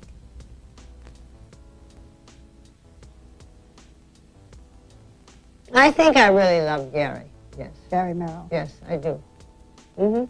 So both Betty and Gloria had enjoyed the work on their movies enormously, and both felt that they had given the best performances of their careers. Did the critics at the time agree? Sunset Boulevard was previewed for the first time in Evanston, Illinois, but it only took a few moments for everyone to realize that things didn't go as expected. The first version of the movie had an intro scene in a morgue where different dead bodies, including that of Joe Gillis, talk to each other about how they got there. The audience, instead of being drawn into the strange atmosphere of the movie, simply laughed and was never sure if this was supposed to be a comedy or a drama. Billy Wilder remembered the disastrous evening as, "I just sat there for a few minutes and then I left the theater. That was one of the black moments of my life." Und ich saß da auf einer dieser Treppen. Und dann höre ich den Fußtritt und da schaue ich eine Dame mit einem großen Hut, die ging da in die Damentoilette. Und dann dreht sich aber einmal und sagt, "Were you in there?" And I said, "Yes." He says, "Have you ever seen shit like this in your life?" And I said, "Never." After other previews had similar reactions, the team realized that something needed to be done, and returned to the set to shoot a different opening scene, which highly improved the following test screenings. Wilder and Brackett also knew that, due to the movie's subject matter, the premiere within the Hollywood community had to be handled carefully, and arranged various private screenings which became the hottest tickets in town, especially after the first screening created the most extreme reactions. Gloria Swanson recalled that the whole audience stood up and cheered. People clustered around me and I had trouble moving up the aisle. Barbara Stanwyck fell on her knees and kissed the hem of my skirt. But there were other reactions as well. There was one little group down there, and that was Mr. Louis B. Mayer with his henchman. And he was furious. I could overhear with one ear. He says, "This is the most disgraceful thing to do to Hollywood.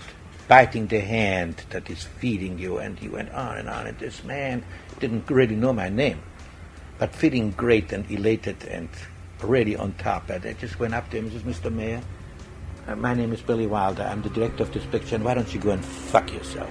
After all this agitation, Sunset Boulevard became one of the most talked about movies of the year, and the official premiere on August 10 confirmed all word-of-mouth excitement. Sunset Boulevard did not turn into a classic over time, but was seen by the critics as a major motion picture right from the beginning, praised as marvelous and dramatically perfect, completely original and a major work of Hollywood art. Billy Wilder was complimented for being at the top of his game and that he had created the greatest movie ever made about Hollywood. One review summed it up as, "You want to applaud Sunset Boulevard frame by frame." And every review essentially agreed that in a movie full of perfect things, the performance by Gloria Swanson was even more than perfect. Critics stated that she returned to the screen in a burst of glory. She was called magnificent, magnetic, courageous and sensational, and praised for dominating the movie without denying the other cast members to shine as well. One almost prophetic commentary stated that, even if she never made another movie, she could still rest in the knowledge that it wouldn't matter, because she had given this performance for the ages.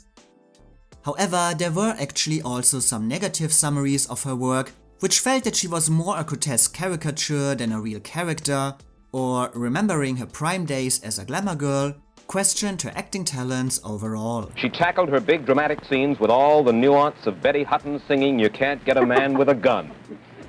Well, I suppose that comes from the silence technique in which one had to express their feelings and thoughts with their face, is what Norma says, of course, in the picture. But those voices were still in a clear minority, and Gloria Swanson's return was an overall critical triumph. One review simply stating, "Parts like this come once in a lifetime, personalities like Gloria Swanson come once in a generation." You know me.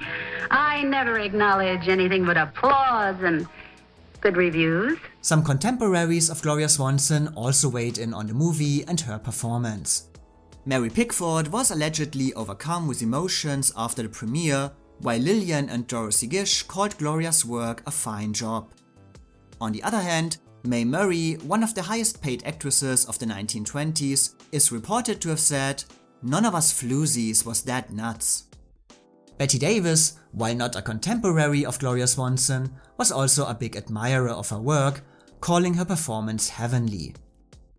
Gloria herself cherished her successful return to motion pictures and all the attention her performance received, not only with critical praise, but also various awards, for example from the Golden Globes and the National Board of Review. As she said, the papers and magazines called it the greatest comeback in the history of pictures. "After 9 years of obscurity, I was in the glaring spotlight again." On October 13, it was Betty's turn. The premiere of All About Eve was a much more relaxed event than the first screenings of Sunset Boulevard. There was no disapproving test audience or an angry studio boss. Instead, the praise for All About Eve was overwhelming and immediate. Like Sunset Boulevard, it became a classic in its own time, as critics praised Joseph Mankiewicz for having written some of the best dialogue ever put on film, and that the movie was that rare thing. Smart, witty, grown-up, always interesting, entertaining, and exciting.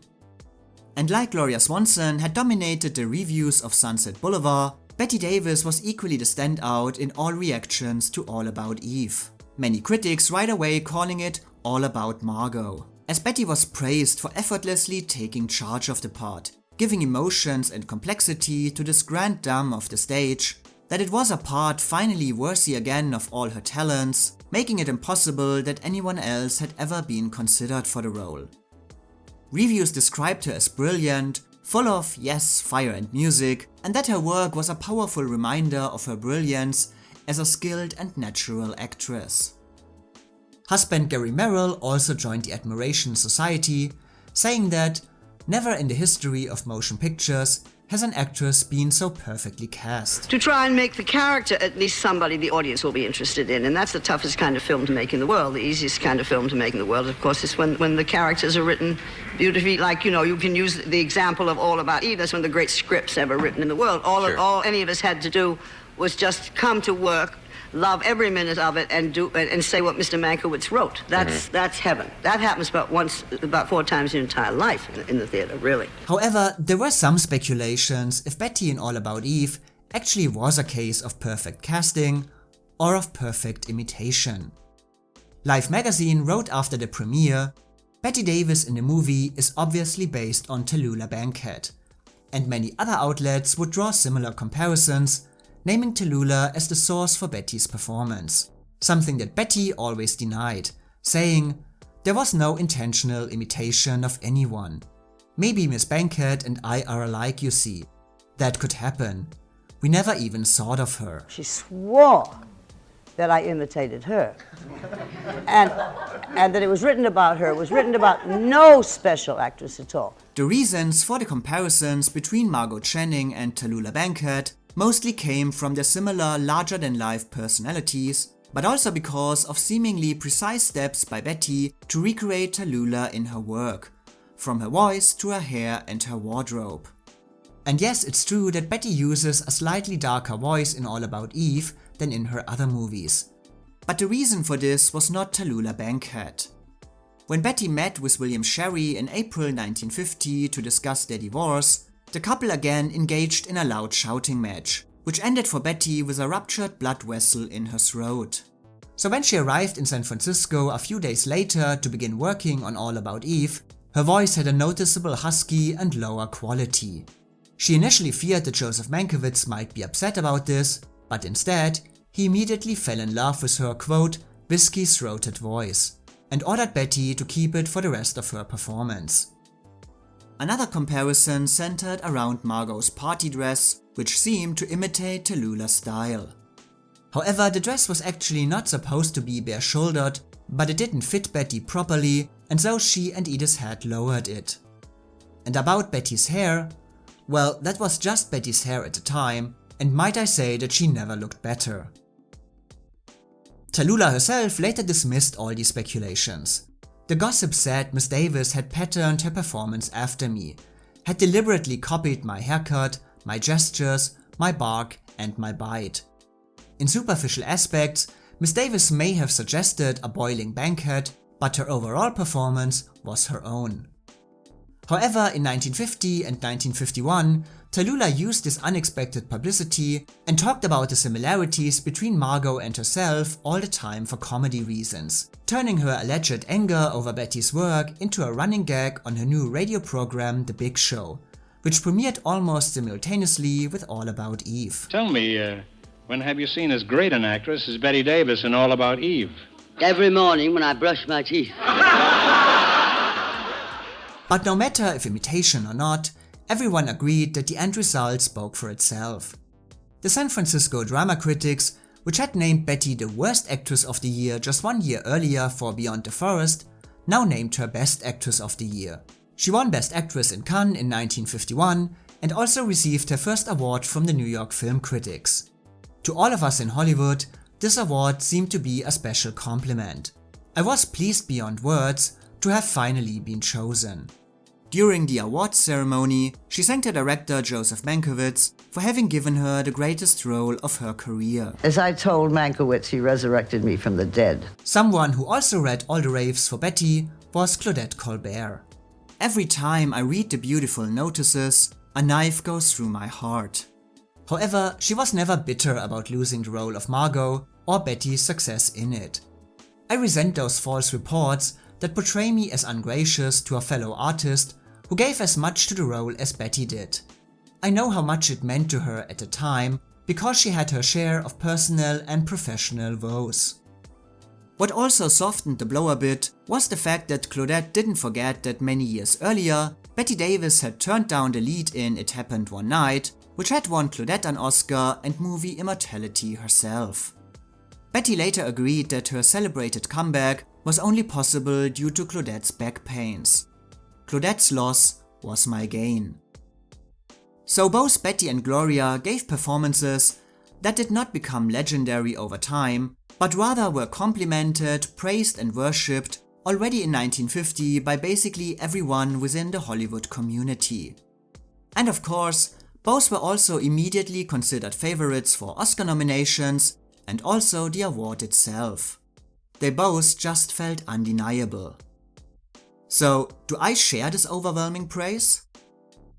And I mean, yes, of course I do. I do not always share the level of enthusiasm for what is considered an iconic performance, but in the case of Betty and Gloria, there is no reason to go against the flow.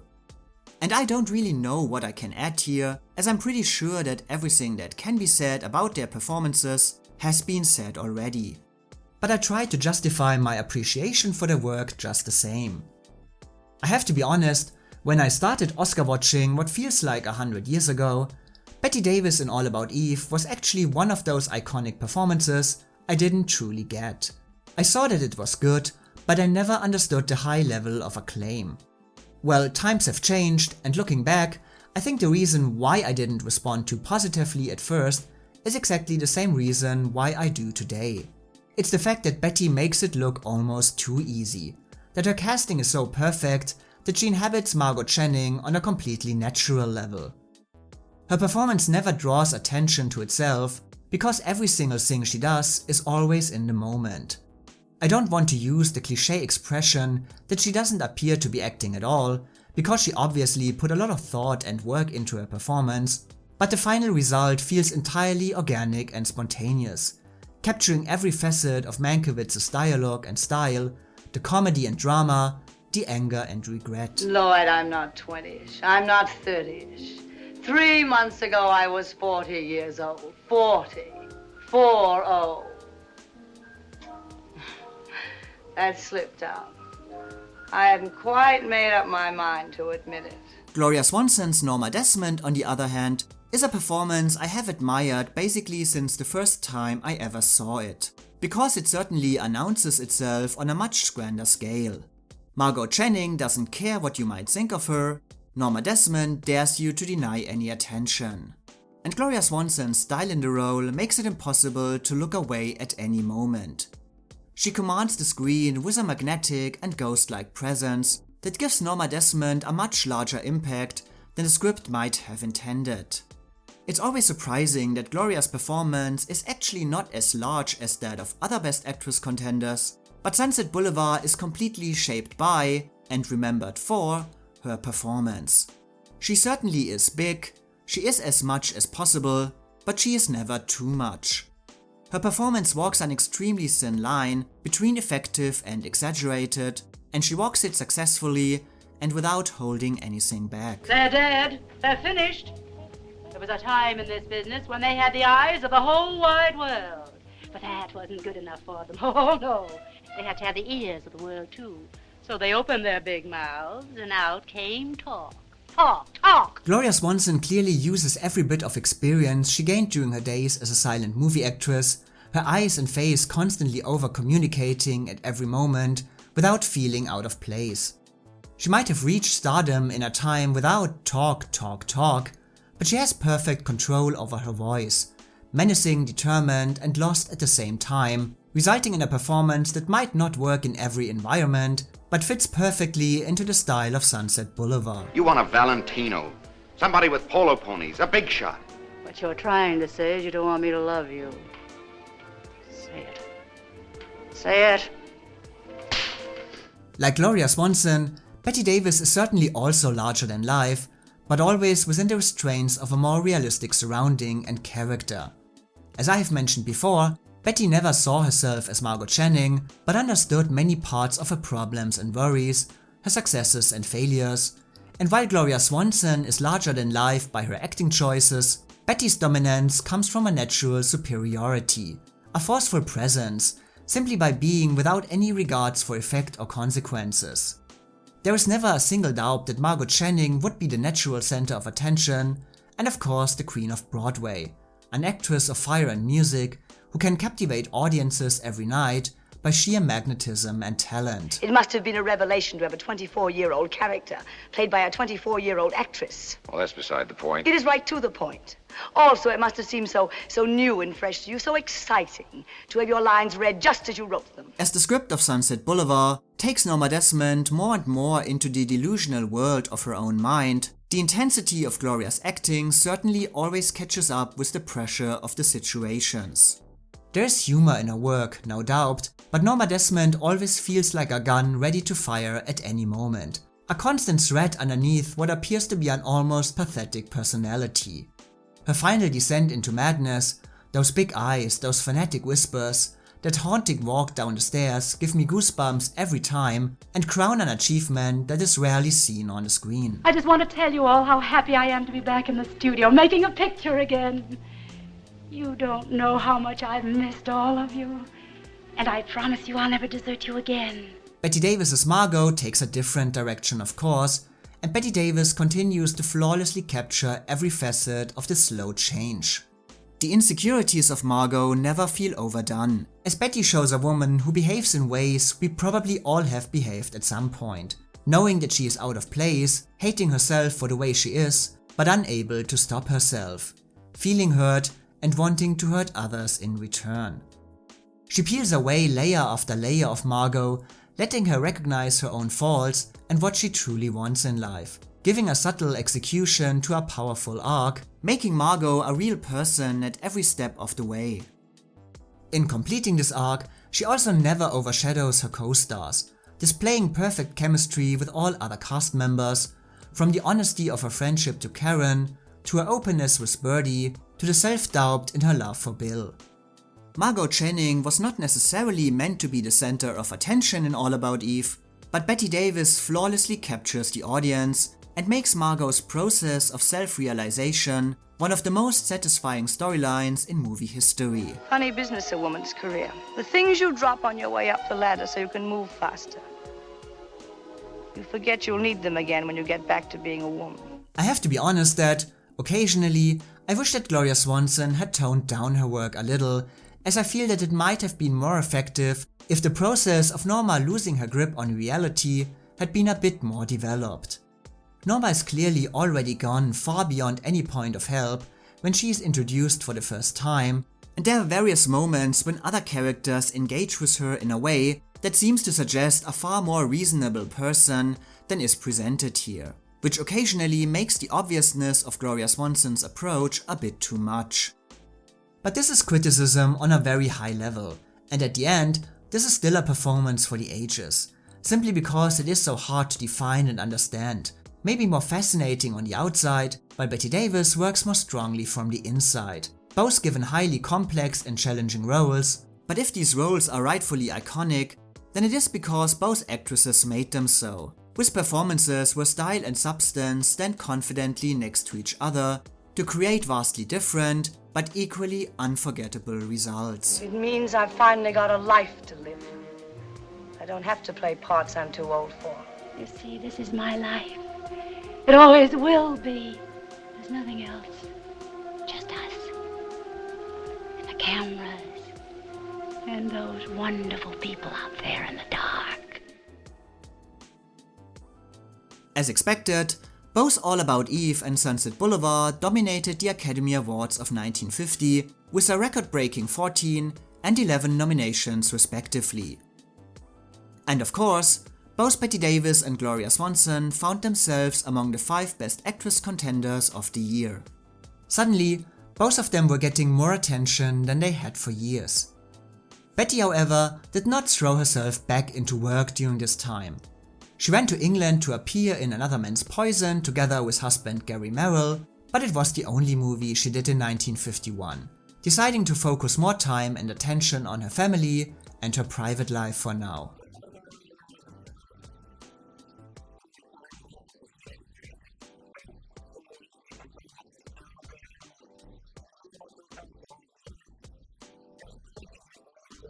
Gloria Swanson was equally selective about what she wanted to do next.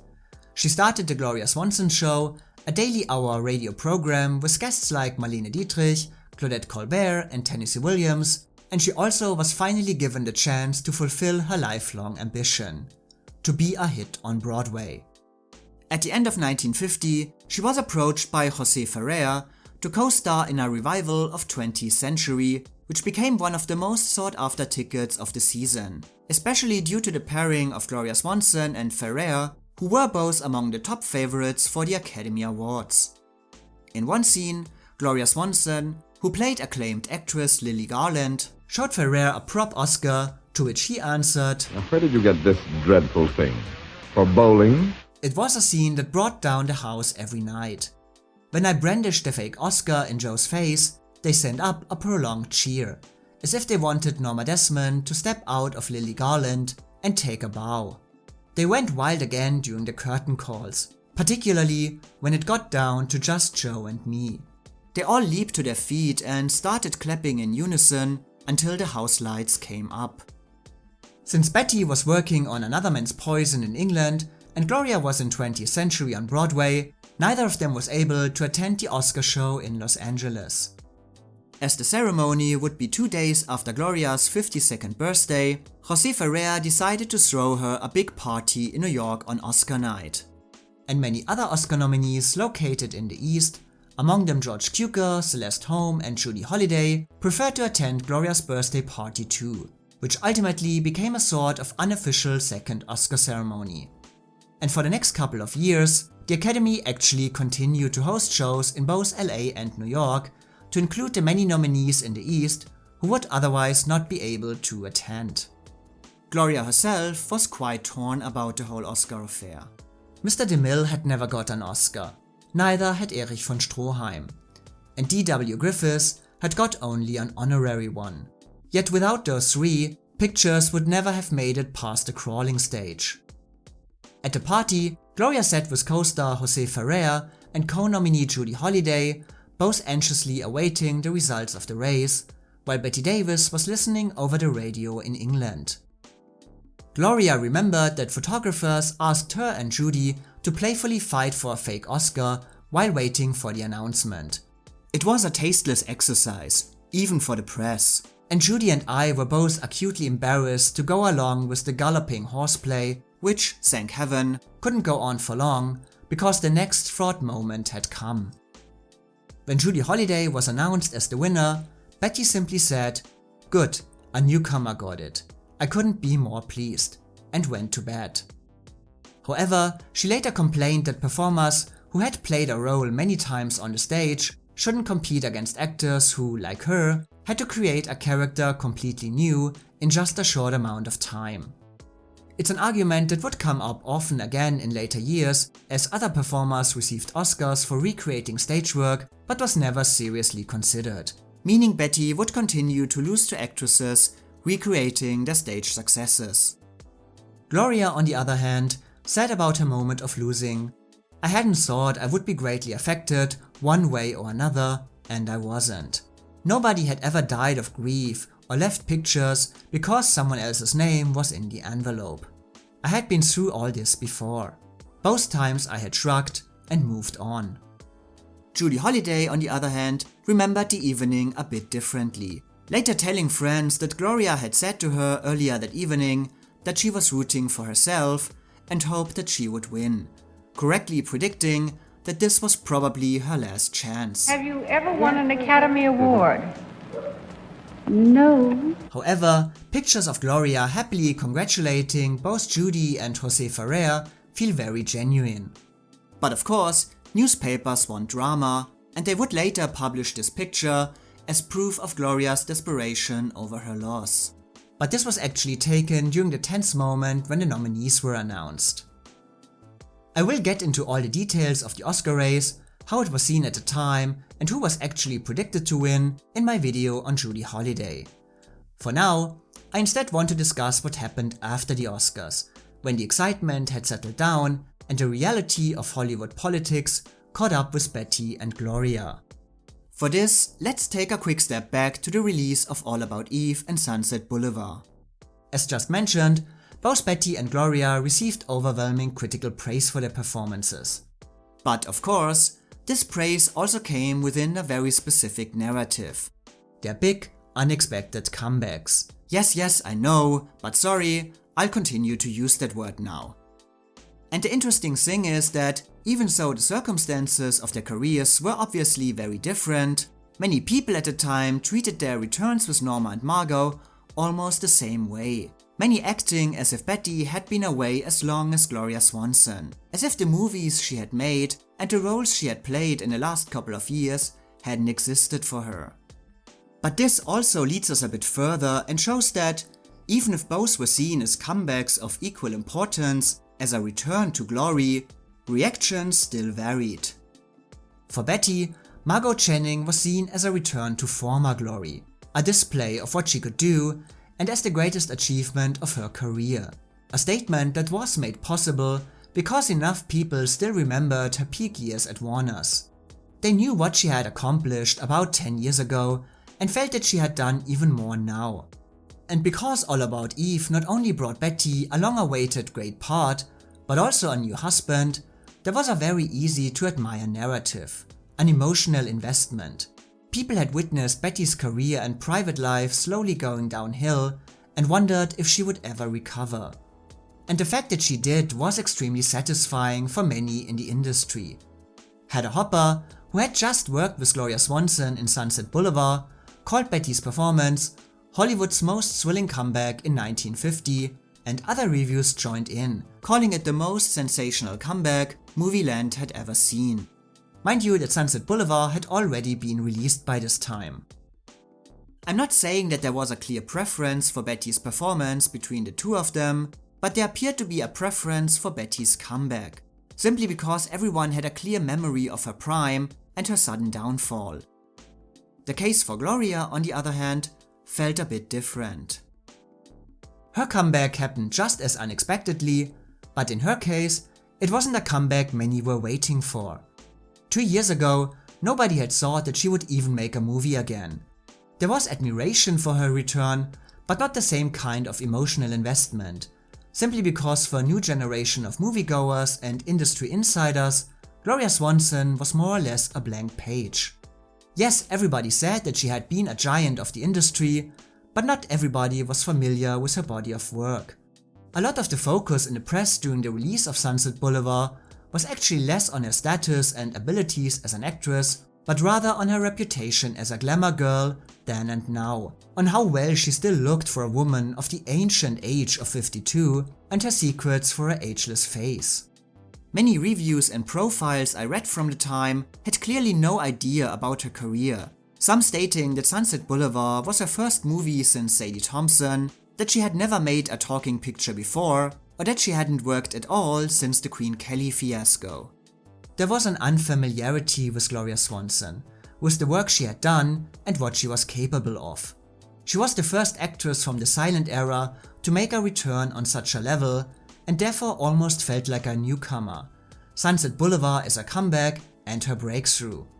In a time when people couldn't just go online, type Gloria Swanson, silent pictures, and get access to a vast amount of her work, the only association for most was Sunset Boulevard. Most remember her as faded silent film star Norma Desmond in Billy Wilder's classic Sunset Boulevard. And while her performance as Norma Desmond had made an undeniable impression, it also left many confused.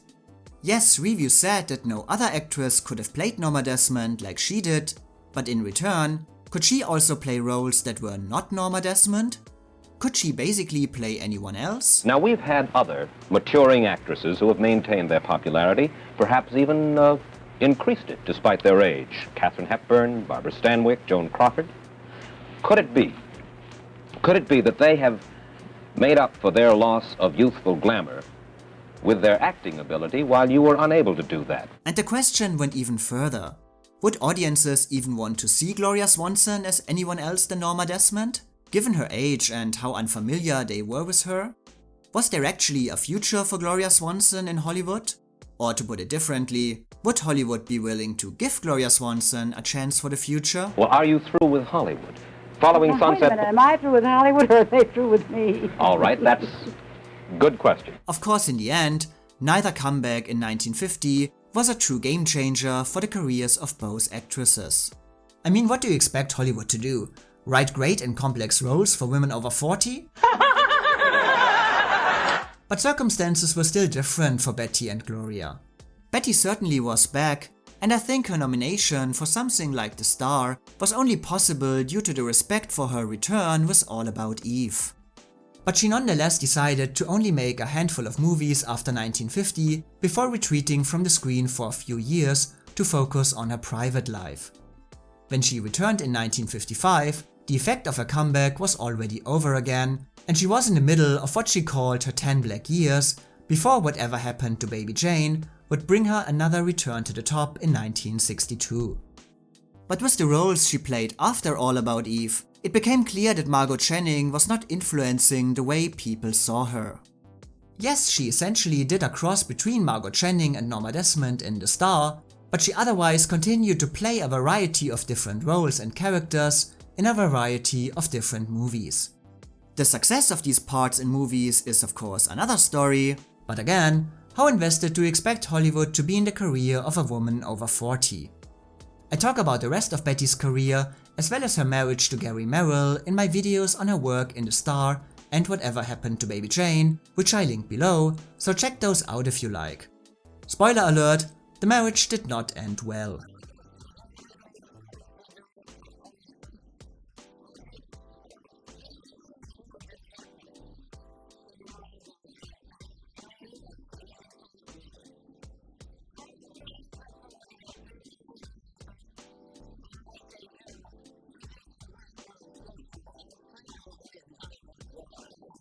For Gloria Swanson, things were different than for Betty, and actually more difficult. Not only because she was 10 years older, but also due to the aforementioned unfamiliarity with her work and the domineering presence of Norma Desmond. Many people thought, many people still think, It was my that it's you. I mean, they expect a lady to sit here today, my dear, and talk to them. Yes. Do you find that people expect you to be that lady? Bite them. That you might bite them, yeah. You know, the people are terrified of me because of that role. A lot of people look at me as if I'm going to go, you know, off the beam any moment. And suddenly talk. How did she And talk? Oh, Max. Max. You know, that kind of a voice. And that isn't me at all. Immediately after her Oscar loss, Gloria Swanson became aware for the first time that for her, Norma was both a blessing and a curse. I realized that the people around me were expecting me to react differently. The press hung around me, plainly waiting for a delayed reaction that would provide them with the story of the evening. It slowly dawned on me that they were unconsciously asking for a bigger-than-life scene, or better still, a mad scene. More accurately, they were trying to flush out Norma Desmond. I began to have a problem. A lot of people, you know, asked me if Sunset Boulevard was my own life, which is rather odd. There are no dead bodies in my pool, a swimming pool, and a few other things haven't yet happened to me. In a tale as old as time, Gloria Swanson knew that Sunset Boulevard would not enable her to return to different complex and challenging parts, but that she had essentially been typecast after a single movie role. A fate that another nominee the same year would share as well. While Gloria's investments into the character of Norma, not only as an actress but also a person by giving so much of her own life to her, had helped to make both the character and the movie the success they turned out to be, it also made too many people at the time unable to separate them anymore. Well, Sunset Boulevard is totally different, and that's the one I'll be remembered by, but I'm not like that woman. George Cukor's prediction that Norma was the part she would be remembered for had certainly been correct, but now it was suddenly also a part that limited her. My present danger seemed to lie in the fact that I had played the part too well, had somehow convinced the world of that corniest of all theatrical cliches, that on very rare occasions the actor actually becomes the part. Barrymore is Hamlet, Garbo is Camille, Swanson is Norma Desmond. And so when the buzz of Sunset Boulevard had died down and she had taken her last curtain call on 20th Century, there was just nothing. Sunset Boulevard did not become her Mildred Pierce moment, a return to greater parts than ever before, but it was a comeback and a swan song at the same time, caused by Hollywood's obsession to stick to proven patterns and its inability to create diverse roles for actresses of a certain age. And after Sunset Boulevard, no one was asking me to make another picture. Most of the scripts I had been offered since finishing Sunset Boulevard dealt with aging, eccentric actresses. It was Hollywood's old trick. Repeat a successful formula until it dies. Until at last I become some sort of creepy parody of myself. Or rather, of Norma Desmond. A shadow of a shadow. Unlike Betty, Gloria wasn't interested in material like The Star. She had done the actress past her prime, and she didn't want to do it again. Are you through with Hollywood, or is it the other way around? Oh, no, I would love to do pictures, but you see, pictures have so changed, but so is life, and sometimes people find it difficult to go along with changes. I find it rather difficult because I'm one of the people that believes in romance, and I don't think that has any age, and somehow in Hollywood it does have. You will notice that all the old boys, all the old stars are still there, though they may wear toupees. And the girls? Oh, the girls are rather young and attractive and about sometimes 30 years younger. They're junior. Mm-hmm. Well, now, that, you see, that's why I liked the picture called Summertime, because it was an adult love story. When nobody, neither Paramount nor DeMille, nor anyone else she had worked with, offered her a worthwhile project after Sunset Boulevard, she decided to make one attempt to see if audiences would also be interested in something else, and joined the cast of 3 for Bedroom C, a low-budget color comedy hoping that it would be an attractive offer to audiences after her success with 20th Century, as both were comedies set on a train. She again had to play an actress in the role, but this was different. At least I won't be enacting something that combines the worst in Medusa, Salome and Eurydice. However, the movie was not a success with critics or audiences, with some reviews stating that after this movie, Gloria needed another comeback. It only seemed to confirm that the shadow of Norma Desmond loomed too large, that audiences were unwilling to follow Gloria Swanson into different terrain, and made studios even more hesitant to offer her anything else than some variation of Norma Desmond, causing Gloria to state, "I had said at my peak in pictures that I could take them or leave them alone. Maybe it was time to say it again." If serious producers and directors were foolish enough to think that Norma was the only role I could play and get box office returns, then it was time to look around this highly diversified world and find some other things to do before I died. You can't afford to turn down a picture, walk out on your contract. All I'm trying to say is you're not a kid anymore. That does it. For that, you should have your mouth washed out with soap. Are you trying to tell me I'm slipping? I made millions for that ungrateful studio. And just who do you think's responsible for your being on top? You are, of course, the big wheel. And I suppose that you won the Academy Award for me too? But again, Gloria did not retreat. At the end of 1951, she gave Broadway another try and starred in the play Nina opposite David Niven.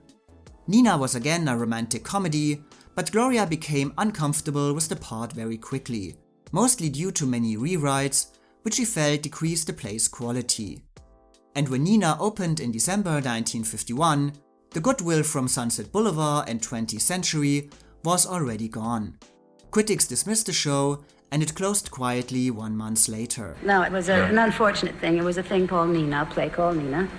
And it had, from the very beginning, it had a bad start and everything went wrong, and it wasn't helped by lots of nonsense that went on. From now on, Gloria focused mostly on radio and television, on sculpting and fashion designs, and became most well known for being a devoted health activist. She's deeply committed to sugar-free natural foods, which she eats and cooks, and she doesn't mind telling us her age. She is 78 years old, 7 grandchildren, 2 great-grandchildren. So our bodies are trying to adjust, and during this trying to adjust itself and getting a balanced metabolism, for goodness sakes, we're getting a lot of illnesses, things that my ancestors, my parents didn't die. They weren't all crippled with arthritis. They weren't all wrecks. Now everybody is in an old lady's home or an old man's home, and they're vegetables, and you keep them alive and everything else. Because everything has got something in it that it shouldn't have, whether it's wax on to keep it from doing something, or coloring, or a dyeing, or a gassing, preservative, artificial flavors, the whole thing. Why are we so dishonest? Why? Gloria also wrote columns for various magazines, and in general remained in the newspapers as a personality more than an actress. She also did many guest appearances on TV, from the Alfred Hitchcock Hour to the Beverly Hillbillies, but again, almost always in the role of a former movie star. Gloria Swanson, a woman very devoted to the present and future, had become an undeniable symbol of the past. You know, I really don't like to talk about the past, because I've had, well, so much of it, I suppose. However, even if Gloria Swanson didn't want to repeat Norma Desmond, she still very much enjoyed talking about the original and its undeniable appeal as one of Hollywood's most iconic characters. For example, she adored Carol Burnett's Norma Desmond spoofs and appeared on her show as a guest star. And during the 1950s, Gloria even wanted to bring Norma Desmond back to life, in a musical version of Sunset Boulevard, many years before Glenn Close even dreamed of doing that. Gloria was very invested in this project. She hired a team of songwriters, performed one song on The Steve Allen Show in 1957, and worked very hard to raise the necessary money, always with the understanding that Paramount was approving of her steps. The big shock came in 1959, when she was informed that the studio would not give her the rights to the material, and any dreams of a musical version died for her. Like Queen Kelly, It was another project that she had invested time, energy and money into, only to have nothing in the end. There is actually a whole documentary about this, and I'll link to its website below if you want to know more about it. Those wonderful people out there in the dark. She then continued to act in various new plays across the country, always hoping to get them to Broadway, but while reactions to her work were usually positive, reactions to the plays she appeared in were not. One critic saying, "Gloria's bad luck on the stage is alarming." In 1956, she appeared in the Italian movie Nero's Mistress. She felt the role of Nero's power-hungry mother could be an intriguing opportunity, but the movie was constantly rewritten, leaving almost nothing of what she had hoped for, and she later detested the finished product, stating it was so bad that 6 years elapsed between the shooting in Italy and the picture's release in a dubbed version in the United States. Most critics felt that it maybe shouldn't have been released at all. But she finally had another success in the 70s when she returned to Broadway as a replacement for the role of Mrs. Baker in Butterflies Are Free.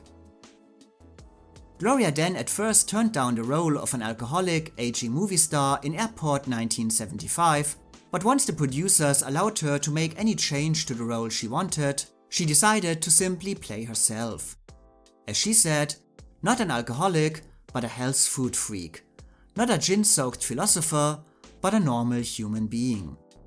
She later admitted that she did the role because these kinds of movies were very popular at the time, and I mean Helen Hayes won an Oscar for the first Airport movie, and because of the generous paycheck. Every now and then you will accept a role. Is there anything in the offing now that we might see you in a motion picture again? There's several things, but they're not, we mustn't deplete them by talking about them until, you know.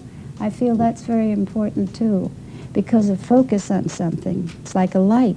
If you take it away, it dissolves, you know. And you have to keep your attention, and I think the mind has a tremendous amount of... I would like to say to people who think they ought to retire, that's the beginning of death. It was ultimately the last time Gloria Swanson appeared on the big screen, but she kept busy with her private interests and was a regular item in the press as one of the last remaining connections between Hollywood's past and present. She died on April 4, 1983, from the consequences of a heart attack. I want to be remembered as I really was, and by the people who knew me well, not who imagined I was what they saw up there or the image they wanted to give me. And God knows I haven't been that good to have received all the blessings I have. Every morning and every night I say thank you, God, but I wish you'd somehow explain to me why. So I guess this brings us back to the beginning to ask the question, what is there even left to say? I feel that I have said far too much and at the same time not even begun to uncover the depths of these two actresses and the complexities of their nominated performances. Again, what is there left to say? It does feel almost shocking that neither of these two is discussed as the Best Actress winner of 1950, because both performances feel almost like role models for what a Best Actress winner should be like. But if Norma Desmond and Margot Channing prove anything, it's that a piece of art can consolidate its reputation without the merit of an award. Oscar or not, some performances stand the test of time and will be talked about for generations to come. The award would of course have been a very important seal of approval for both Betty and Gloria, but I doubt that it would have changed their careers in any significant way, or that they would be remembered differently today. The Oscar is a snapshot. Longevity is achieved differently. Fasten your seatbelts. It's going to be a bumpy night. In 1950, Sunset Boulevard brought a nomination for an Academy Award to Miss Swanson. It should have gotten the Oscar. It should have gotten the Oscar. Absolutely should have gotten the Oscar. While Betty had various legendary roles in her life and wouldn't even name All About Eve as her personal favorite performance, an honor she instead always gave to Dark Victory, she was of course still aware of the importance of Margot Channing in her career without overemphasizing this importance, enjoying the praise and longevity of her performance but always considering it one part of her overall body of work. It was the greatest break at that point in my career that ever happened. There's no question about it. In an interview during the 40s, Gloria Swanson had said that she wanted to finish her career with an exclamation point. And while Sunset Boulevard was not the end of her career per se, it definitely was a very noticeable exclamation point. One that made her both a legend and an actress unable to get any more interesting roles. Would you consider yourself a leading lady in films? Yes, ma'am, I guess so. Norma Desmond was the epitome of her star quality and defined her entire persona moving forward. And it is understandable that Gloria was occasionally frustrated in her later years for being constantly associated with this character, and that this association limited her work after 1950, but she never had a problem to actively retire from the screen, always building her life according to her own ideals and secure in the knowledge that she had found this rare thing. This one role, this one character that will live in movie history forever.